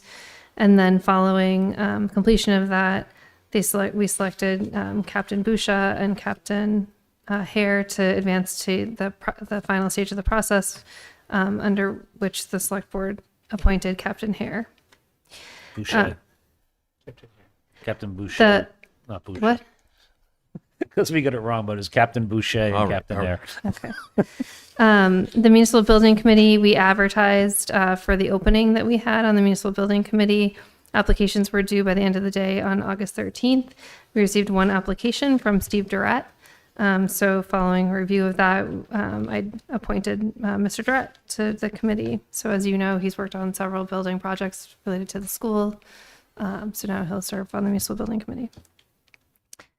In the Economic Development Committee, we're looking for interested business leaders from companies located in Westborough to fill a vacancy on the EDC. We've advertised that with asking folks to apply by September 3rd. And then the Civic Leadership Academy applications are due by noon on September 4th. And then one thing that's not on here that I wanted to mention is that the town was notified earlier this week that we did receive the GFOA Distinguished Budget Award for FY27 budget. Congratulations. Thanks. And thank you to everybody who helps with that, Kim and John, the whole finance team. Under the police department announced the appointment of their newest patrol officer, Rio Ferguson, sworn in on July 13th. Officer Ferguson joined the department on January 12th and graduated from the Worcester Police Academy on July 10th. During the graduation ceremony, he was recognized with all 3 of the Academy's top awards: highest academic achievement, highest firearms proficiency score, and highest physical fitness score. At the senior center, their final summer Tuesday meal will be held on August 25th from 5 to 7 with the theme Square Dancing Dinner and will cost $5. The senior center continues to offer handyman services available 1 day a week. Handyman can assist with projects such as installing window air conditioners, replacing smoke detector batteries and light bulbs, pulling down storm windows, hanging pictures, setting up video or telephone equipment, installing bathroom grab bars, turning mattresses, and other minor household jobs. There's no charge for the service. Residents are responsible for the cost of any materials needed to complete the work. Just contact the senior center to schedule the handyman. And then in the recreation department, they've been busy with summer programs, with the most popular were Teen Adventures with 179 registrations across 4 weeks, basketball clinics, 173 registrations across 2 weeks, and a new program hosted at the community center, which is Mahjong lessons, had 124 registrations. And the summer volleyball clinic was very popular with 104 registrations. The community center had 363 scan-ins. This number is down from the previous months as the community center was home for a lot of the summer programming, which limited the amount of open play use. And then their fall and winter programs are available on the website for the recreation department. That's it. Thank you very much. With that, issues and correspondence of the select board. Anybody? Sure, I'll go first. So I just wanted to remind the community that the EV car show is coming up on Sunday, September 20th, with a rain date of September 27th.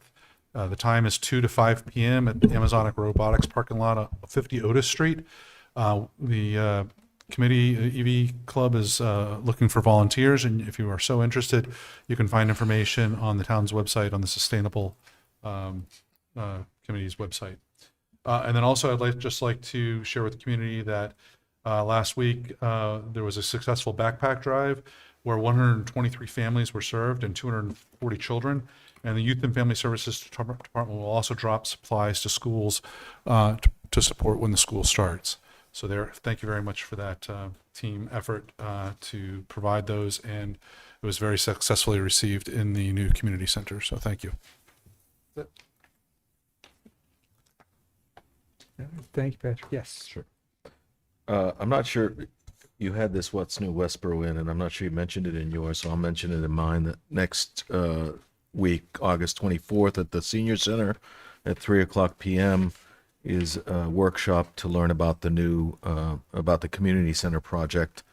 That's an ongoing series of workshops, and hopefully, if you're interested in what's going in there or having some input about what's going in there, please attend that workshop.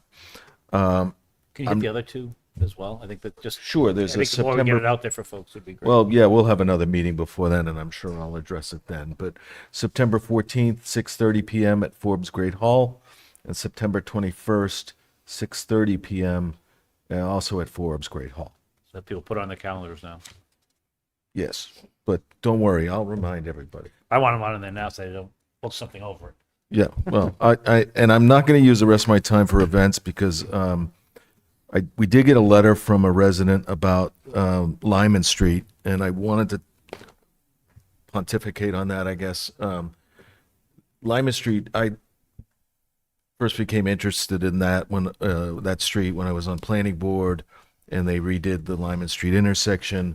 And I turned onto Lyman Street heading towards Northborough, and I saw a speed limit 40 sign, and I was dismayed by that. So I did some research.